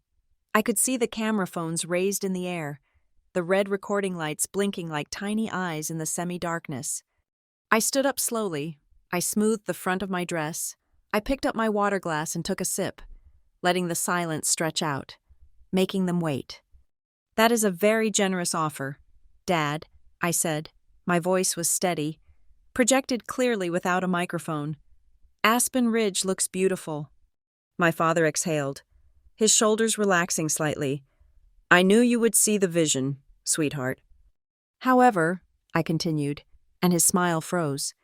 As the chief technology officer of a public company, and as someone who manages a significant portfolio, I have certain protocols I have to follow. $3 million is a substantial investment. I turned to Logan. Logan, since you are spearheading this project, surely you have the due diligence packet with you. I would need to see the independent environmental impact study, the deed to the land demonstrating clear title, and the 5-year P&L projections audited by a third-party firm. Logan blinked, his mouth opened and closed like a fish out of water. Well, the paperwork is... It is with the lawyers, he stammered. It is confidential. We can't just bring it to a party. You brought the pitch to the party, I said, my voice sharpening. You are asking for a check tonight. Surely you didn't expect me to write a check for $3 million based on a JPEG and a toast? A few people in the audience chuckled. My father's face turned a dark, mottled red. This is not a business transaction, Lena, he snapped. Forgetting the microphone was still in his hand, his voice boomed, angry and raw. This is family. You don't audit your family. I audit everyone, Dad, I said calmly. That is how I made the money you are asking for. You are doing it again, Vivian hissed. She stepped away from the podium and walked toward my table. Her mask of benevolence was slipping, revealing the snarl beneath. You are trying to humiliate us, just like you did when you stole my jewelry. I didn't steal your jewelry, Vivian, I said. I kept my hands on the table, open and visible. And I am not trying to humiliate you. I am asking for a land deed. Does the land even exist, Logan? Or is this just another bar that closes in 6 months? Of course it exists, Logan shouted, standing up and knocking his chair over. You think you are so much better than us just because you got lucky with some computer stock. Sit down, Logan, Father barked. He looked at me, his eyes pleading and desperate. Lena, please, don't do this. Just agree to the principle. We can work out the paperwork later. I need this. We need this. Why? I asked. Why the urgency, Dad? Is there a deadline? Or are you already spent? You ungrateful little bitch, Vivian spat. She was standing right in front of me now. The distance between us was less than 2 feet. The smell of her gardenia perfume hit me, the same scent from 13 years ago. It triggered a primal fight-or-flight response in my brain, but I forced myself to stay rooted to the spot. Vivian's hand twitched. I saw the muscles in her shoulder bunch. She raised her arm, her palm open, fingers curled slightly. It was the exact same wind-up, the exact same anger. I didn't flinch. I didn't pull away. I looked her dead in the eye and waited. Do it, I thought. Do it, let everyone see. Her hand hovered in the air for a split second. Then, her eyes darted to the side. She saw the sea of smartphones. She saw the flashing red lights. She saw the shock on the faces of the guests in the front row. She realized, just in time, that she wasn't in the privacy of her bedroom anymore. She realized that striking me now, in 4K definition, would be the end of her social life. She lowered her hand slowly, her fingers trembling with suppressed rage. She smoothed her dress, trying to regain her composure, but the damage was done. Everyone had seen the intent. Everyone had seen the violence simmering just beneath the surface of the spiritual pillar of the family. We invested in you, Vivian said, her voice shaking, trying to pivot back to the guilt trip. We fed you, we clothed you, we gave you a home, and this is how you repay us? By questioning our integrity in public? I am just asking questions. Vivian, I said, keeping my voice soft, playing the victim now. I let my shoulders slump slightly. I looked down at the table. I just want to be sure. $3 million is everything I have liquid right now. If I give it to you, I need to know it is safe. I was lying. $3 million was a fraction of what I had, but I needed them to think I was breaking. I needed them to think that if they just pushed a little harder, if they just squeezed a little more, I would capitulate. It is safe, Lena, Father said, jumping on my hesitation. He came down from the stage and stood beside Vivian, looming over me. It is the safest place for your money. With your family, we are protecting you, just like we protected you when you were in trouble before. Protected me? I looked up at him, my eyes wide. Like you protected me from the police that night? Yes, Father said eagerly. Exactly, we kept the police out of it. We saved your record. We saved your future. Now you save ours. And you, Vivian? I asked, turning to her. You forgive me? For the bracelet? I forgive you, Vivian said, though her eyes were screaming murder. I forgive you for losing it. Just sign the pledge. Lena, commit to the resort, and we never have to talk about the bracelet again. So the bracelet is gone? I asked, my voice trembling slightly. It is really gone forever? It is gone, Lena, Vivian said firmly. Lost, stolen, it doesn't matter. What matters is the money for the resort. And you never found it? I pressed. You never saw it again? Never, she lied. And you never tried to claim insurance on it? I asked, dropping the bait. Vivian blinked. A flicker of confusion crossed her face. What? No, Of course not. We don't care about the money from the bracelet. We care about the family. Okay, I whispered. Okay.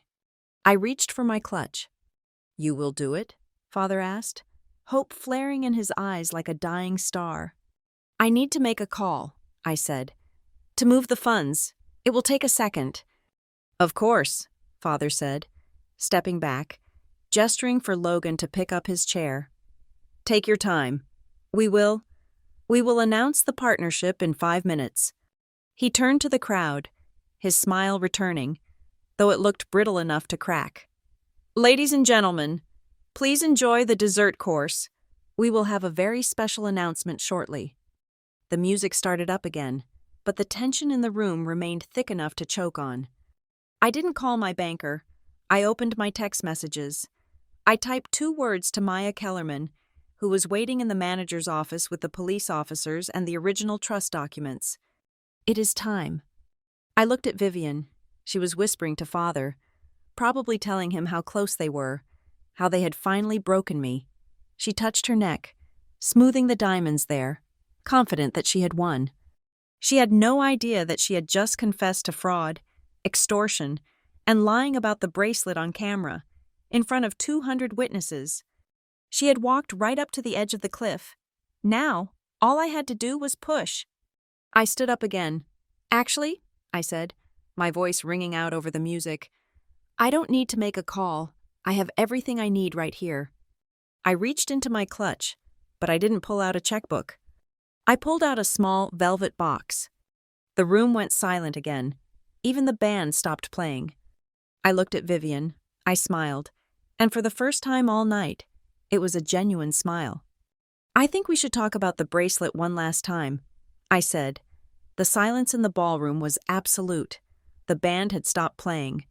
The waiters had frozen mid-step with trays of champagne, and 200 guests were staring at me with a mixture of confusion and ravenous curiosity. My father stood near the edge of the stage, his mouth slightly open, looking like a man watching a car crash in slow motion. Vivian was rigid, her hands clenching the fabric of her dress so hard her knuckles were white. I walked slowly toward the center of the head table, where a single spotlight still illuminated the empty space between the floral arrangements. I held the microphone in my left hand and the small, dark blue velvet box in my right. It was old velvet, worn at the corners, the kind of box that whispers of history in vaults. Before I answer your question about the investment, Dad, I said, my voice clear and steady, amplifying through the high-end sound system I had paid for. And before I sign anything regarding Aspen Ridge, I think we need to clear up the one thing that has been hanging over this family for 13 years. The story Vivian just told, the story of the missing bracelet. I placed the box on the crisp white tablecloth. The sound of it setting down was soft, a dull thud that seemed to echo louder than it should have. You said it was lost. Vivian, I said, looking at her. You said I lost it. You said I ran away because I was ashamed of my carelessness. You told everyone here that I was a thief or a fool. Vivian's eyes darted to the box. She knew what it was. I could see the recognition flickering behind the panic, warring with denial. Lena, she warned, her voice low and dangerous, though picked up by the nearby mic stand. Don't make a scene. Put that away. But I found it, I said. I flipped the lid open. The lights of the chandelier above caught the stones instantly. The bracelet didn't just shine. It blazed. The heavy platinum setting, the jagged, old mine-cut diamonds, the unmistakable craftsmanship of a bygone era. It was a piece of jewelry that breathed money and heritage. It sat there on its satin cushion, defiant and undeniable. A collective gasp ripped through the room. It wasn't just a polite murmur. It was the sound of shock. Vivian made a noise that sounded like a strangled cry. She took a step back, her hand flying to her throat. My father turned pale, his face draining of blood until he looked like a wax figure. That is impossible, Logan blurted out. He was staring at the bracelet with wide, greedy eyes. Holy shit, that is it. It is a fake, Vivian shouted suddenly, pointing a trembling finger. It is a replica. She bought a fake to humiliate me. It is not a fake, Vivian, I said calmly, and it was never lost. That is the first lie you told tonight. The bracelet didn't vanish into thin air. It was taken, but not by me. I turned to the audiovisual technician at the back of the room, a man I had briefed personally 3 hours ago. I gave him a sharp nod. If you would all look at the screen, I said. The projection of the snowy resort vanished. The screen went black for a heartbeat, and then a new image flickered to life. It was a video recording. The quality was high definition, shot in a professional office setting. Seated behind a mahogany desk, looking frail but unmistakably sharp, was my grandfather, Raymond Marlowe. He was wearing his favorite cardigan, the one with the leather patches on the elbows. A hush fell over the room so deep, it felt like the oxygen had been sucked out. "Grandpa?" my father whispered. On the screen, Raymond Marlowe looked directly into the camera lens. He adjusted his glasses and spoke. His voice was raspy, aged, but filled with the steel that had built the family fortune. "My name is Raymond Marlowe," the recording began.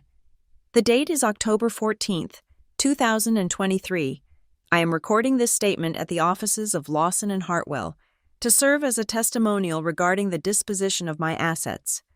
Video Raymond paused, taking a sip of water. Then he leaned in. "If you are watching this," he said, "it means that my granddaughter, Lena, has finally decided to tell the truth. And if she is telling the truth, it means the rest of you are lying." In the ballroom, Vivian looked like she was about to faint.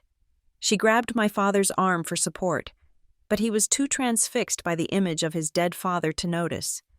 13 years ago, Raymond continued, on the night of Lena's graduation party, an incident occurred at my son's home. My daughter-in-law, Vivian, claimed that the Marlowe family diamond bracelet had been stolen. She accused Lena.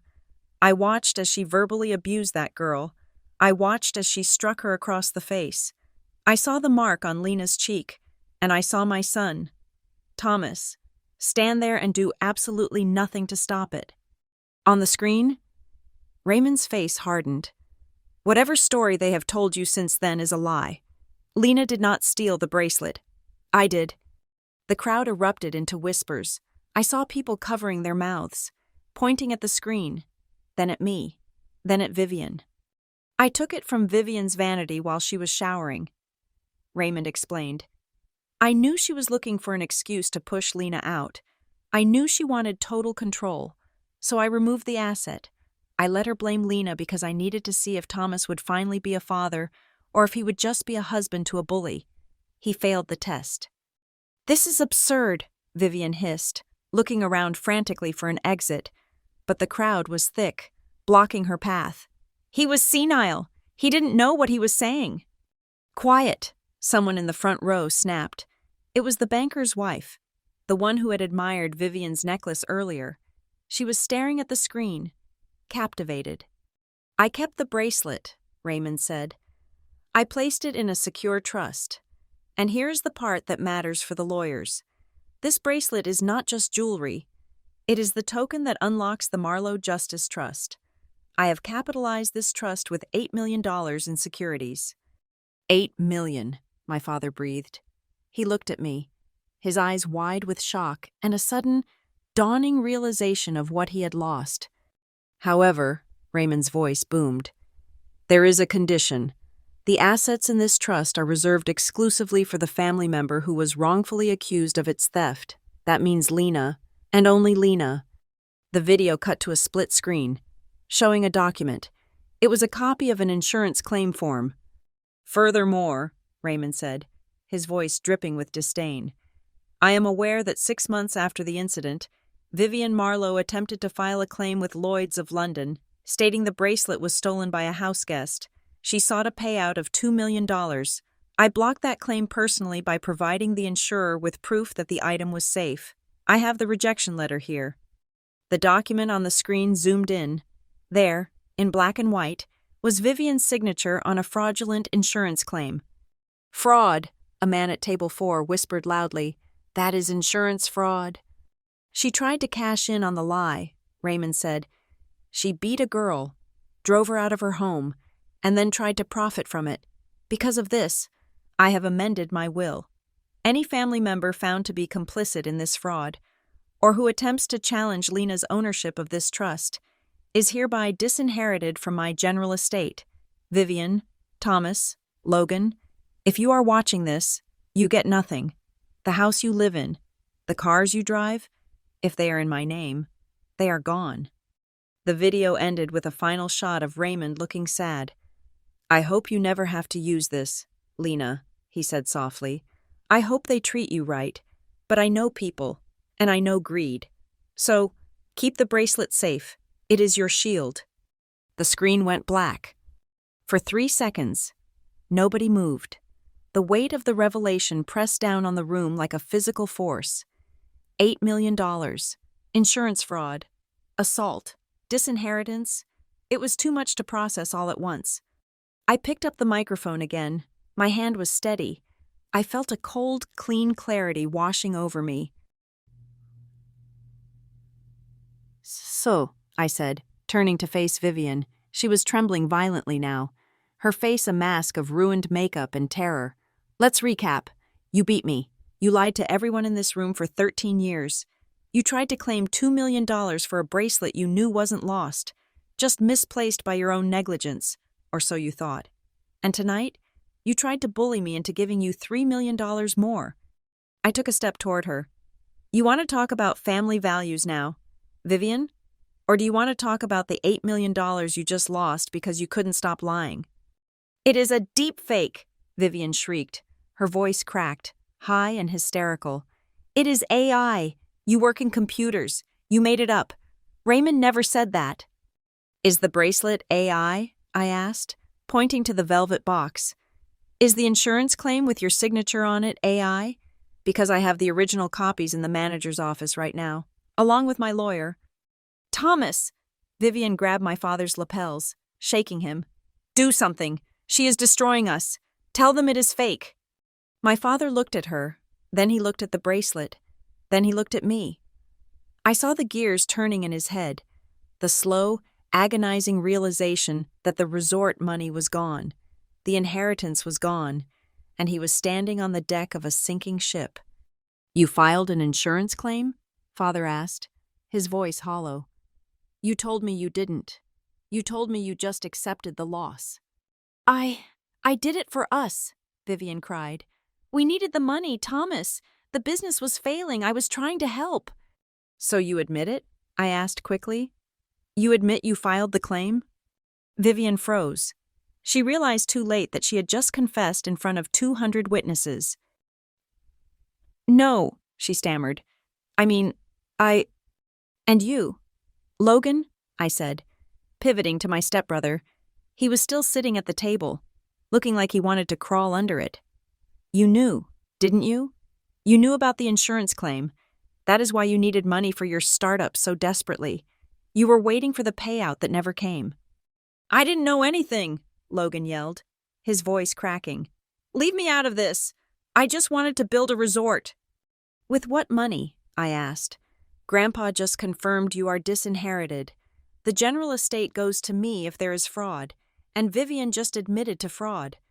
I looked out at the crowd. I apologize to everyone for ruining the party, I said, my tone shifting to one of professional regret. But I could not, in good conscience, invest in a partnership built on a crime. I think it is time we let the authorities sort out who owns what. Authorities? Vivian whispered. Her eyes went wide. At that exact moment, the double doors at the back of the ballroom swung open. The timing was perfect. Maya Kellerman walked in, looking like an executioner in a tailored suit. Flanking her were 2 uniformed police officers and a man in a plain gray suit, who I recognized as a special investigator from the district attorney's office. They didn't look like they were there for the cake. Vivian saw them. She let out a low moan, her knees buckling. My father caught her, but his face was a portrait of defeat. He looked at me one last time, and I saw the question in his eyes. Why? I held his gaze. I didn't blink. I didn't smile. I just touched my left wrist, where the ghost of a bruise still lived in my memory. Because you watched? Dad, I thought, because you watched? It seems my legal counsel has arrived, I said into the microphone. I believe they have some questions about wire fraud, identity theft, and insurance fraud. Perhaps we should cut the cake later. I placed the microphone back on the stand. The feedback loop let out a sharp whine, like a period at the end of a sentence. I picked up the velvet box, snapped it shut, and held it tight. The party was over. The trial had begun. Wait, I said. My voice was not loud, but it cut through the murmurs of the crowd like a serrated knife. Do not leave yet, officers, because the bracelet is only the beginning. We are not just dealing with a 13-year-old assault or insurance fraud. We are dealing with an active, ongoing crime that has been taking place right under everyone's noses for the past 14 days. The room, which had begun to buzz with the chaotic energy of a scandal breaking, fell silent again. My father, Thomas, looked at me with eyes that were no longer pleading. They were terrified. He knew what I was going to say. He knew because he had been part of it. For the last 2 weeks, I continued, pacing slowly in front of the head table, my personal financial accounts have been under siege. Someone has been trying to bypass my security protocols. Someone has been trying to reset my passwords. Someone has been desperate to get their hands on my liquid assets before this party started. I signaled to Maya Kellerman. She stepped forward, adjusting her glasses. She did not look like a party guest. She looked like a prosecutor closing a case, which is exactly what she was. She tapped the microphone, the sound echoing sharply against the high ceilings. My name is Maya Kellerman, she announced. I am the lead counsel for Ms. Marlowe. What you are about to see is not speculation. It is forensic data collected by the cybersecurity team at Aegis Vault Systems. She pointed to the large screen behind us. The image of Raymond Marlowe's video testimonial vanished, replaced by a stark black-and-white log of internet traffic. This, Maya said, using a laser pointer to circle a series of timestamps, represents a coordinated brute force attack on Ms. Marlowe's secondary investment portfolio. These attempts began exactly 14 days ago. They involved the use of Ms. Marlowe's social security number, her previous addresses, and her mother's maiden name, private data that is not publicly available. Maya looked out at the audience, her gaze landing heavily on my father. We traced the IP address of the device initiating these attacks. For those of you who are not technical, an IP address is a digital fingerprint. It tells us exactly where a computer is located. The screen zoomed in on a map. A red dot pulsed over a familiar location. The attacks originated from a residential Wi-Fi network registered to Thomas Marlowe in Mapleton, Maya stated. A collective gasp went through the room. My father gripped the back of his chair, his knuckles white. He opened his mouth to speak, but Maya was not finished. Furthermore, she continued, her voice rising over the growing whispers, we detected a second wave of attacks tonight, right here, in this ballroom, at 7:45 this evening, while Mr. Marlowe was giving his toast. Someone attempted to access the account again using the guest Wi-Fi of the Oak Ridge Grand Hotel. The screen changed to show the new log. The device used was an iPhone 14 Pro, Maya read from the screen. It attempted to authorize a wire transfer. The request was blocked by our security protocols. I watched the color drain from Logan's face. He slowly slid his hand into his pocket, as if trying to hide his phone. But surely, I said, stepping back to the microphone, an attempted hack is just numbers on a screen, unless, of course, we have someone who can verify exactly what they were trying to take. I turned my head toward table 5. Mr. Henderson, would you mind standing up? A man in a gray, nondescript suit stood up slowly. He had been sitting quietly all night, nursing a single glass of sparkling water. Most people probably assumed he was a distant cousin or a vendor. My name is Arthur Henderson, the man said, his voice dry and professional. I am a senior risk analyst for Vanguard Private Client Group. Ms. Marlowe is one of our priority account holders. He looked directly at my father. Tonight, at 7:46, Our system flagged an attempted transfer order initiated through a password recovery protocol. The amount requested was $2 million. The destination account was a shell company registered in the Cayman Islands, created 3 days ago. $2 million? I repeated. The exact amount Vivian tried to get from the insurance company all those years ago. It seems you have a favorite number. I turned to face my father. He was sweating now, large beads of perspiration rolling down his forehead. Dad, I said, you are the only person outside of myself who knows my Social Security number. You are the only one who has copies of my old tax returns from when I was in college. Did you give that information to anyone? I didn't, he stammered. He looked at the guests, forcing a weak, trembling smile. This is a misunderstanding. I was helping Lena with her paperwork years ago. Maybe I left a file out. I would never authorize a theft. You left a file out? Maya interrupted, her tone cutting. A file containing the sensitive identity data of a high-net-worth individual, and you just happened to leave it out 2 weeks ago. Right when your son started needing capital for his resort? I didn't do it, Logan shouted. He jumped up, knocking his wine glass over. Red wine stained the white tablecloth like a spreading wound. I don't know anything about computers. I barely know how to use Excel. You can't pin this on me. We don't have to pin it on you, Logan, Maya said calmly. You pinned it on yourself. She clicked the remote one more time. The screen displayed a password recovery prompt. It was a screenshot taken from the system logs. To reset your password, a verification code has been sent to your recovery email, lmarlowbusinessventures@gmail.com. That is not Ms. Marlowe's email, Maya said. We did a simple search. That email address is registered to a LinkedIn profile for a Mr. Logan Marlowe, entrepreneur. The room exploded. It was no longer whispers. It was open shock.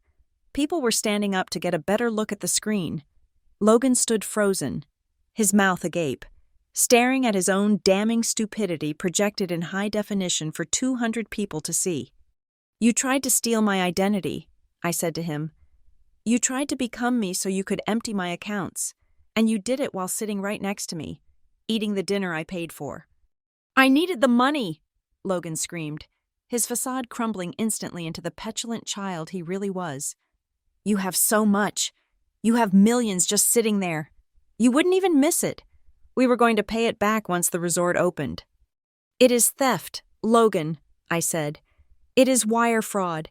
It is a federal crime. Vivian let out a shrill cry. She grabbed my father's arm, shaking him violently. Do something! Thomas! She is destroying us! She is ruining everything! Make her stop! I can't, Father whispered, his voice barely audible. The evidence. It is all there, Viv. You useless coward! Vivian shrieked. She pushed him away, her eyes wild. She turned to me, her face twisted into a mask of pure hatred. You think you are so smart? You think you have won? You have nothing. That money wasn't yours to keep. It is my money, Vivian, I said. I earned it. No, she yelled. I'm talking about the trust, the old man's money. We knew about it. We knew Raymond hid $8 million somewhere. We knew he locked it away just to spite us. The room went deadly silent again. You knew? I asked softly. How did you know? Because we found the letter, Vivian shouted, too far gone in her rage to realize she was digging her own grave. We found the draft of the letter he wrote to the lawyers. We knew there was a fund. We knew the only way to get it was if the bracelet was involved.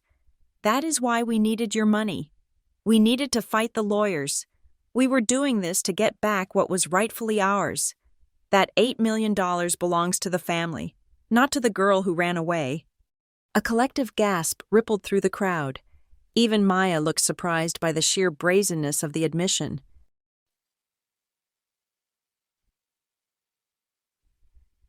I said, my voice ringing out clearly. Let me get this straight. You knew about the secret trust. You knew that Grandpa Raymond had hidden the assets. And you decided that the best way to get that money was to steal from me to fund a legal battle you had no standing to fight? It is our money, Vivian screamed. He was my father-in-law. I took care of him. I visited him. He owed me." "He owed you nothing," I said. "And by admitting you knew about the trust, you have just confirmed that you were fully aware of the conditions of the will. You knew you were disinherited if you tried to cheat, and yet, here you are." The double doors opened wider. The two police officers who had been standing by the wall stepped forward, but they were not alone. A man in a dark suit stepped out from behind them. He flashed a badge. "Federal Bureau of Investigation," the man announced. His voice was not loud, but it carried the weight of absolute authority. "I am Special Agent Miller, Financial Crimes Division." My father slumped into his chair, burying his face in his hands. "Mr.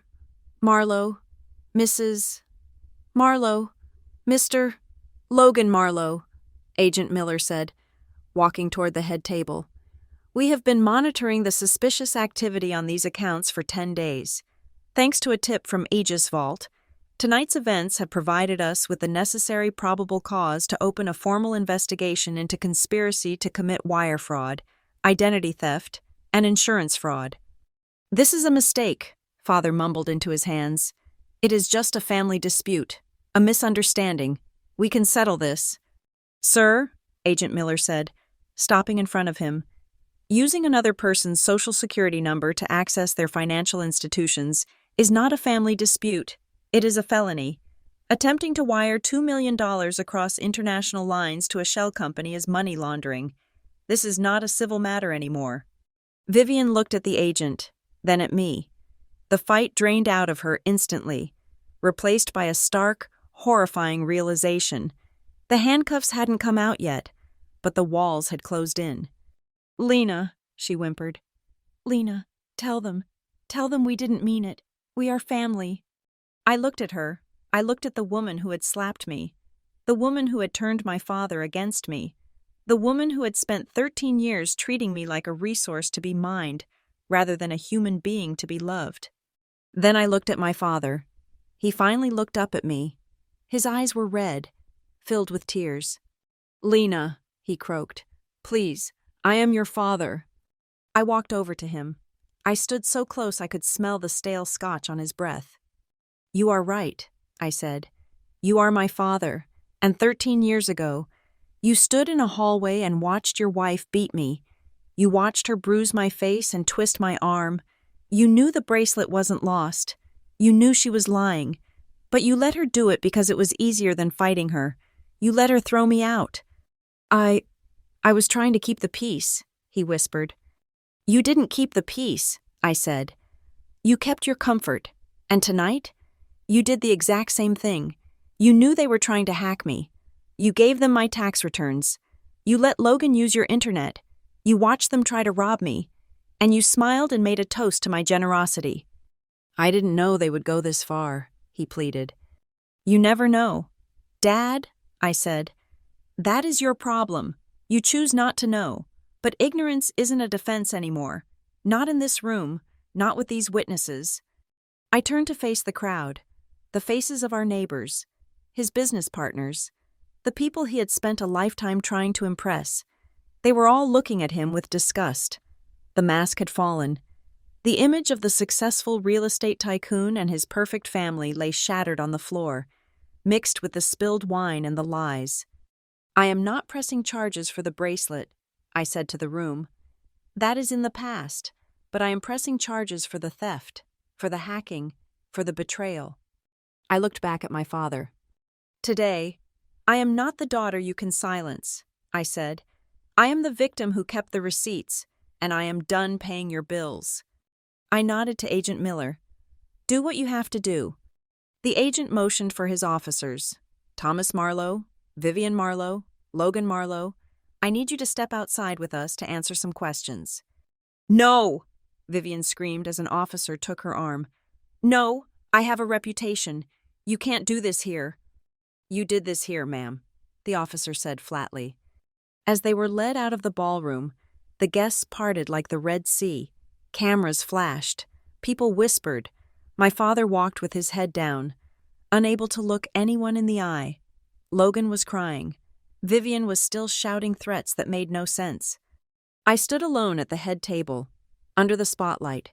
The bracelet was still sitting there in its velvet box, glittering like a cold, hard star. I picked it up. I snapped the box shut. The room was silent, waiting for me to say something, to break down, to offer an explanation. I didn't. I just turned to Maya, gave her a small nod, and walked off the stage. The sound of my heels clicking on the floorboards was the only music left. The perfect family was gone, escorted out the back door by the reality they had tried so hard to ignore, and I was finally, truly, free. The courtroom smelled of industrial floor wax and stale anxiety. It was a sterile, windowless box in the county courthouse, a stark contrast to the crystal-draped ballroom where the truth had first exploded months ago. Here, there were no champagne flutes or jazz bands. There was only the hum of the air conditioning and the scratching of the court reporter's stenotype machine. The process had been slow. The wheels of the legal system grind at a pace that tests the soul. But I had time. I had resources. And for the first time in my life, I had the upper hand. Logan sat at the defense table, looking smaller than I had ever seen him. His expensive suit, likely bought with my money years ago, hung loosely on his frame. He would not look at me. He stared at the table, picking at a loose thread on his cuff. He was facing charges of wire fraud, attempted identity theft, and conspiracy to commit grand larceny. Vivian sat beside him, her posture rigid. She had traded her sequins for a modest gray cardigan, trying to play the part of the misunderstood matriarch. She was being charged with insurance fraud and conspiracy. And then there was my father, Thomas Marlowe. He sat on the far end of the bench, separated from his wife and stepson by a few inches of wood, but emotionally, he was miles away. He looked aged, his face gray and drawn. He was facing charges of aiding and abetting and accessing protected financial information without authorization. Their defense attorney, a man named Mr. Sterling, no relation to my grandfather's lawyer, stood up to give his opening statement. He was a theatrical man with a booming voice, the kind of lawyer hired to distract a jury from the facts. "Ladies and gentlemen of the jury," Sterling began, pacing in front of the box. "What we have here is not a crime. It is a tragedy, a family tragedy. We have a daughter, incredibly wealthy, successful beyond measure, who has decided to use the legal system to settle a personal vendetta against her stepmother." He pointed at me. I sat behind the prosecution table, my face impassive. "Ms. Marlowe is worth millions," Sterling continued, his voice dropping to a conspiratorial whisper. "She earns more in a month than most of you earn in a decade, and yet she is here, trying to put her own brother in prison because he made a mistake, because he tried to borrow funds to start a business. This is a case of a cold-hearted woman punishing her family for not being perfect." I felt Maya Kellerman, my lawyer, stiffen beside me. She did not object. She just wrote something down on her legal pad. When it was her turn, Maya stood up. She didn't pace. She didn't shout. She walked to the center of the room and placed a single, thick binder on the evidence table. The thud it made was heavy. "The defense wants you to believe this is about a loan," Maya said, her voice calm and clinical. "They want you to believe that Lena Marlowe is stingy, that she held back support from a loving family." She opened the binder. "This," Maya said, "is a forensic accounting of every dollar Lena Marlowe has transferred to the defendants over the last 10 years. It is not a short list." She turned to the jury. $3.5 million. A ripple of shock went through the jury box. A woman in the back row raised her eyebrows. $3.5 million, Maya repeated. "Paid out in wire transfers, checks, and direct bill payments. $30,000 for a bar that never opened, $80,000 for a vacation home mortgage, $120,000 for tax debts that did not exist. We have the receipts. We have the promissory notes signed by Logan and Thomas Marlowe, promising repayment. Not a single cent has ever been returned." Maya walked over to the witness stand where my forensic analyst was waiting. "Is it accurate to say that Ms. Marlowe refused to help her family?" "No," the analyst said. Based on the data, Ms. Marlowe was the primary source of income for the household for the better part of a decade. The greedy daughter narrative died right there in the quiet hum of the courtroom. You cannot paint someone as a miser when they have given away the GDP of a small island nation to the people sitting at the defense table.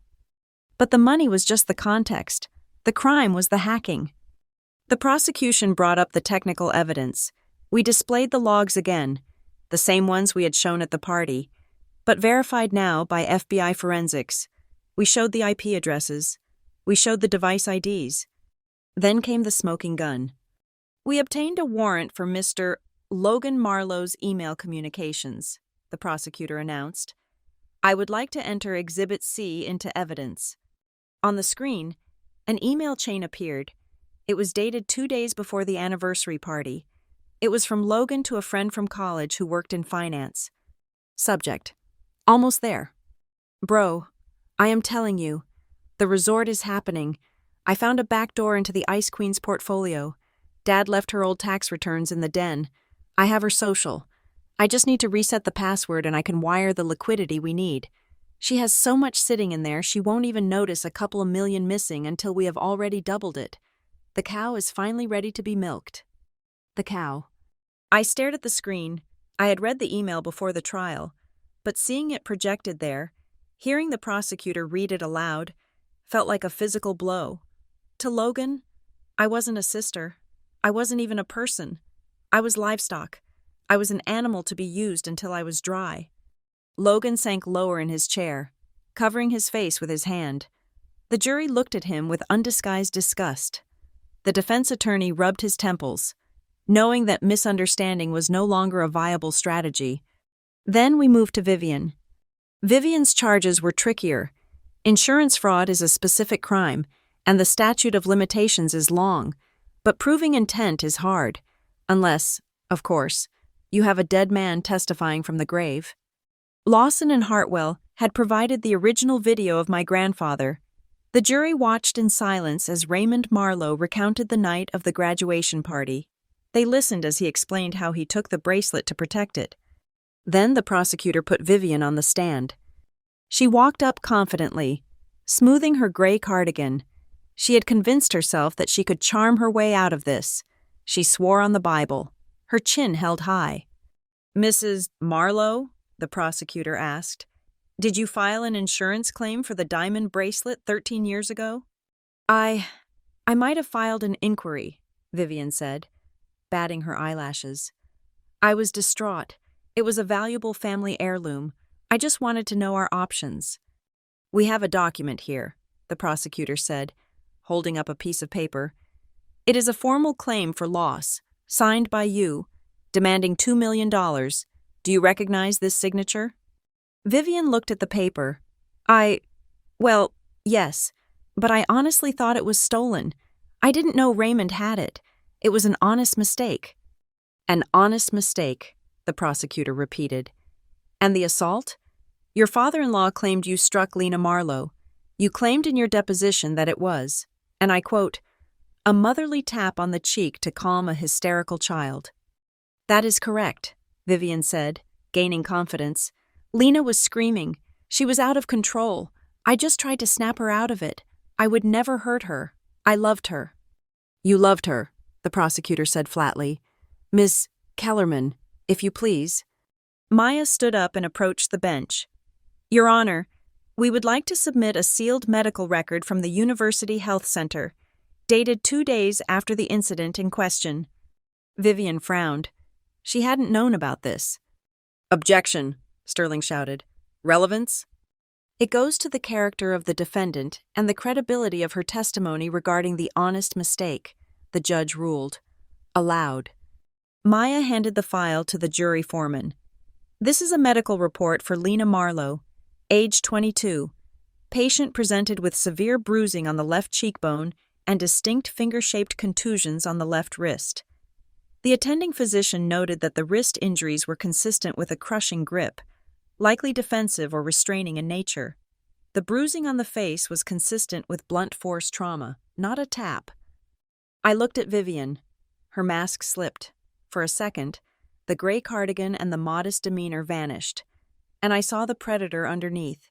She glared at me with such venom that the juror closest to the witness stand actually recoiled. "She is lying," Vivian shouted, forgetting herself. "She probably did that to herself. She is crazy. She has always been jealous of me." The physician's notes say the patient was distraught and fearful of returning home. Maya read calmly. That does not sound like someone who inflicted injuries on themselves. Mrs. Marlowe, that sounds like a victim.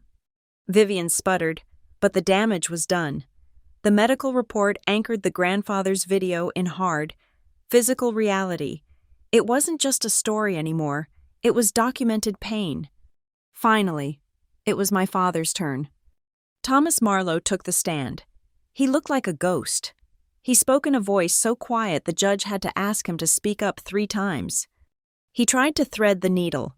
He tried to say he didn't know about the hacking, but he also didn't want to throw Logan under the bus. He tried to say he loved me, but he also didn't want to admit he failed me. "Mr. Marlowe," the prosecutor asked, "did you provide your son with Lena's tax returns?" I kept all the family files in the den," he whispered. "I didn't give them to him explicitly. They were just there." "But you knew he was looking for money," the prosecutor pressed. "You knew he was desperate." "We were all under pressure," Thomas said. "The resort project. It was a sure thing. We just needed bridge capital." "So you discussed Lena's finances with him?" We talked about how well she was doing," Thomas admitted. "Did you ever look at her account balances? Perhaps on a shared computer? Or while she was visiting?" Thomas hesitated. He looked at me. I looked back, my face stone. "Yes," he said softly. "I saw a statement once. She left it on the counter when she visited." "And what did you say to Logan about it?" Thomas closed his eyes. I told him she had so much she wouldn't even be able to spend it all in 2 lifetimes. "And you told him she wouldn't miss a couple million?" I might have said something like that. Thomas wept. "But I didn't mean for him to steal it. I just meant it didn't seem fair. That she had so much and we were struggling to keep the lights on." "Fair," the prosecutor repeated. "You thought it was unfair that the daughter who worked for her money had it, and the son who refused to work did not." "I just wanted to help my family," Thomas sobbed. "Ms. Marlowe is your family," the prosecutor said. "Or she was." The prosecutor sat down. The argument was sealed. This wasn't a misunderstanding.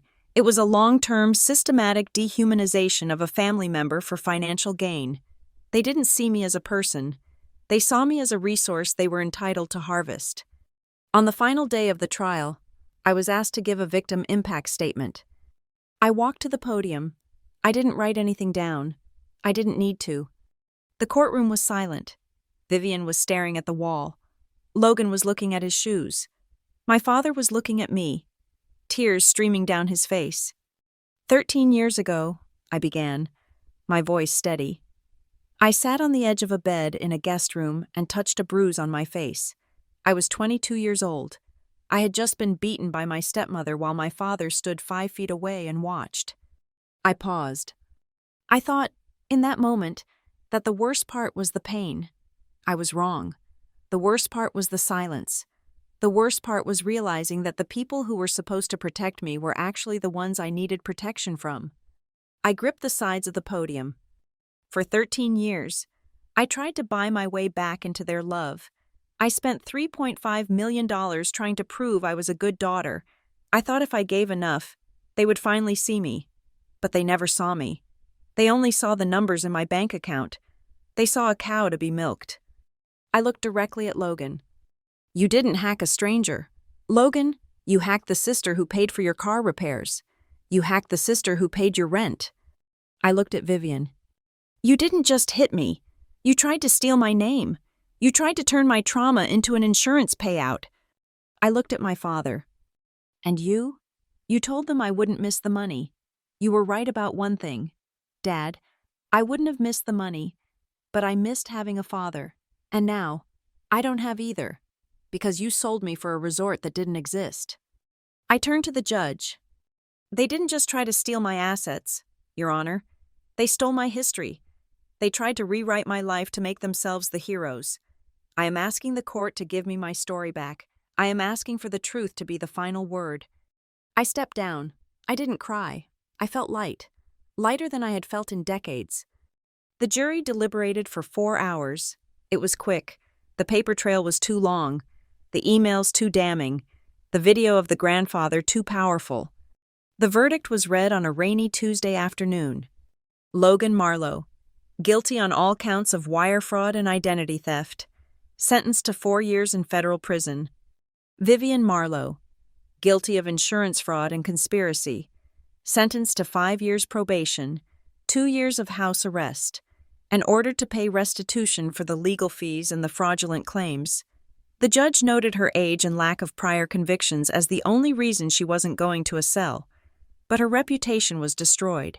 She would live the rest of her life as a felon.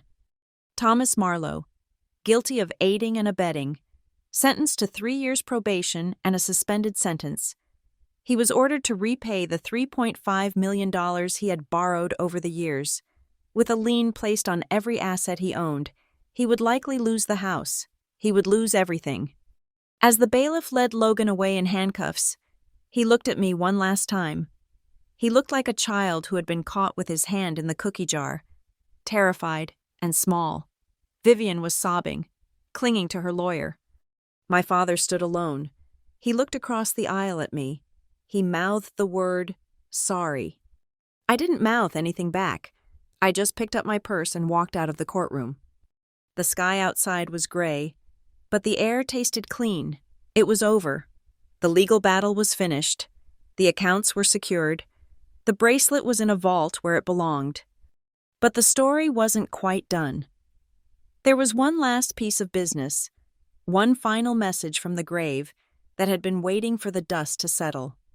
A few weeks later, I received a call from Mr. Sterling at Lawson and Hartwell. "Ms. Marlowe," he said, "the litigation is concluded. There is one final clause in your grandfather's instructions, a second envelope. He said it was to be opened only after the verdicts were read." I felt a chill run down my spine. "I will be there tomorrow," I said. I didn't know what else Raymond Marlowe could possibly have to say. I thought he had already given me the keys to the kingdom, but as I would soon find out, the $8 million and the bracelet were just the weapons.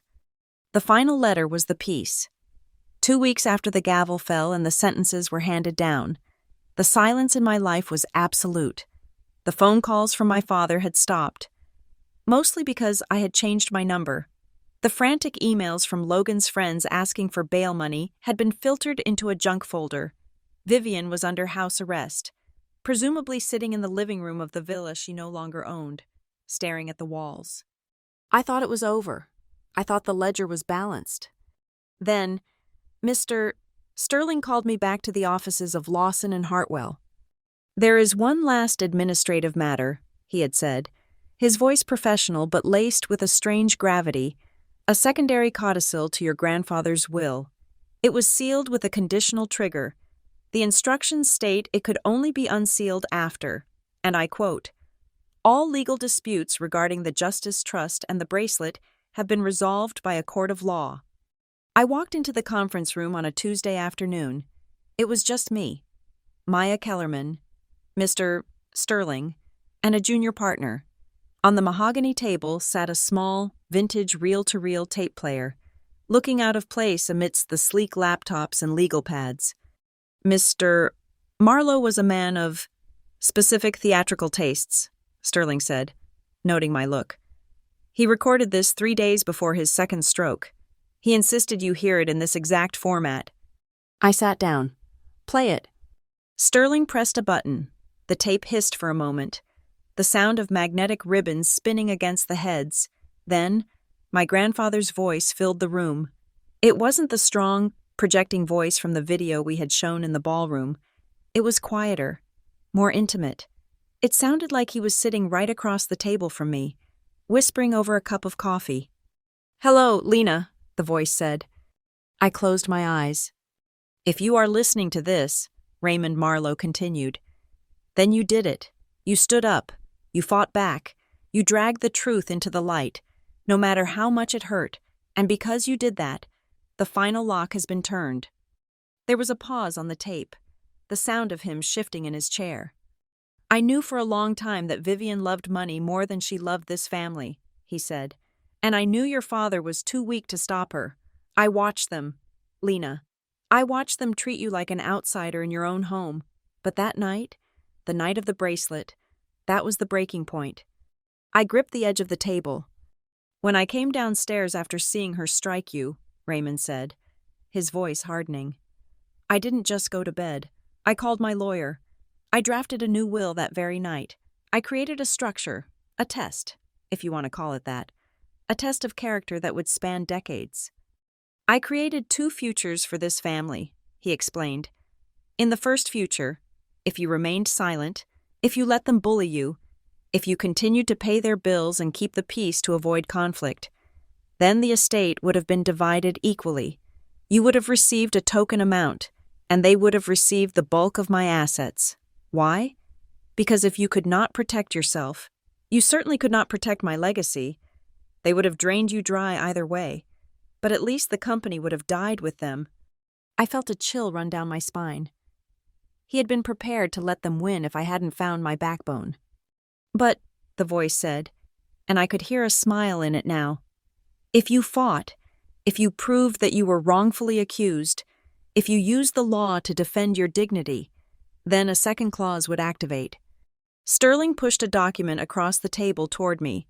It was a property deed, and a stock transfer form, and a title of ownership for a holding company. Because you triggered the Justice Trust Clause, Raymond said.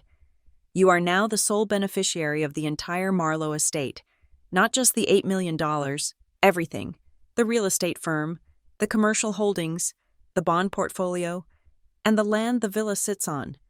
I stared at the papers. The value was not $8 million. It was closer to $50 million. I stripped them of everything, Lena, Raymond said.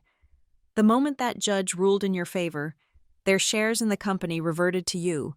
The deed to the house Thomas and Vivian are living in, it is yours now. They are living there by your grace. The tape hissed again. I do not need you to forgive, Lena, my grandfather said, his voice raspy with emotion. Forgiveness is a luxury for people who have not been hunted. I need you to choose.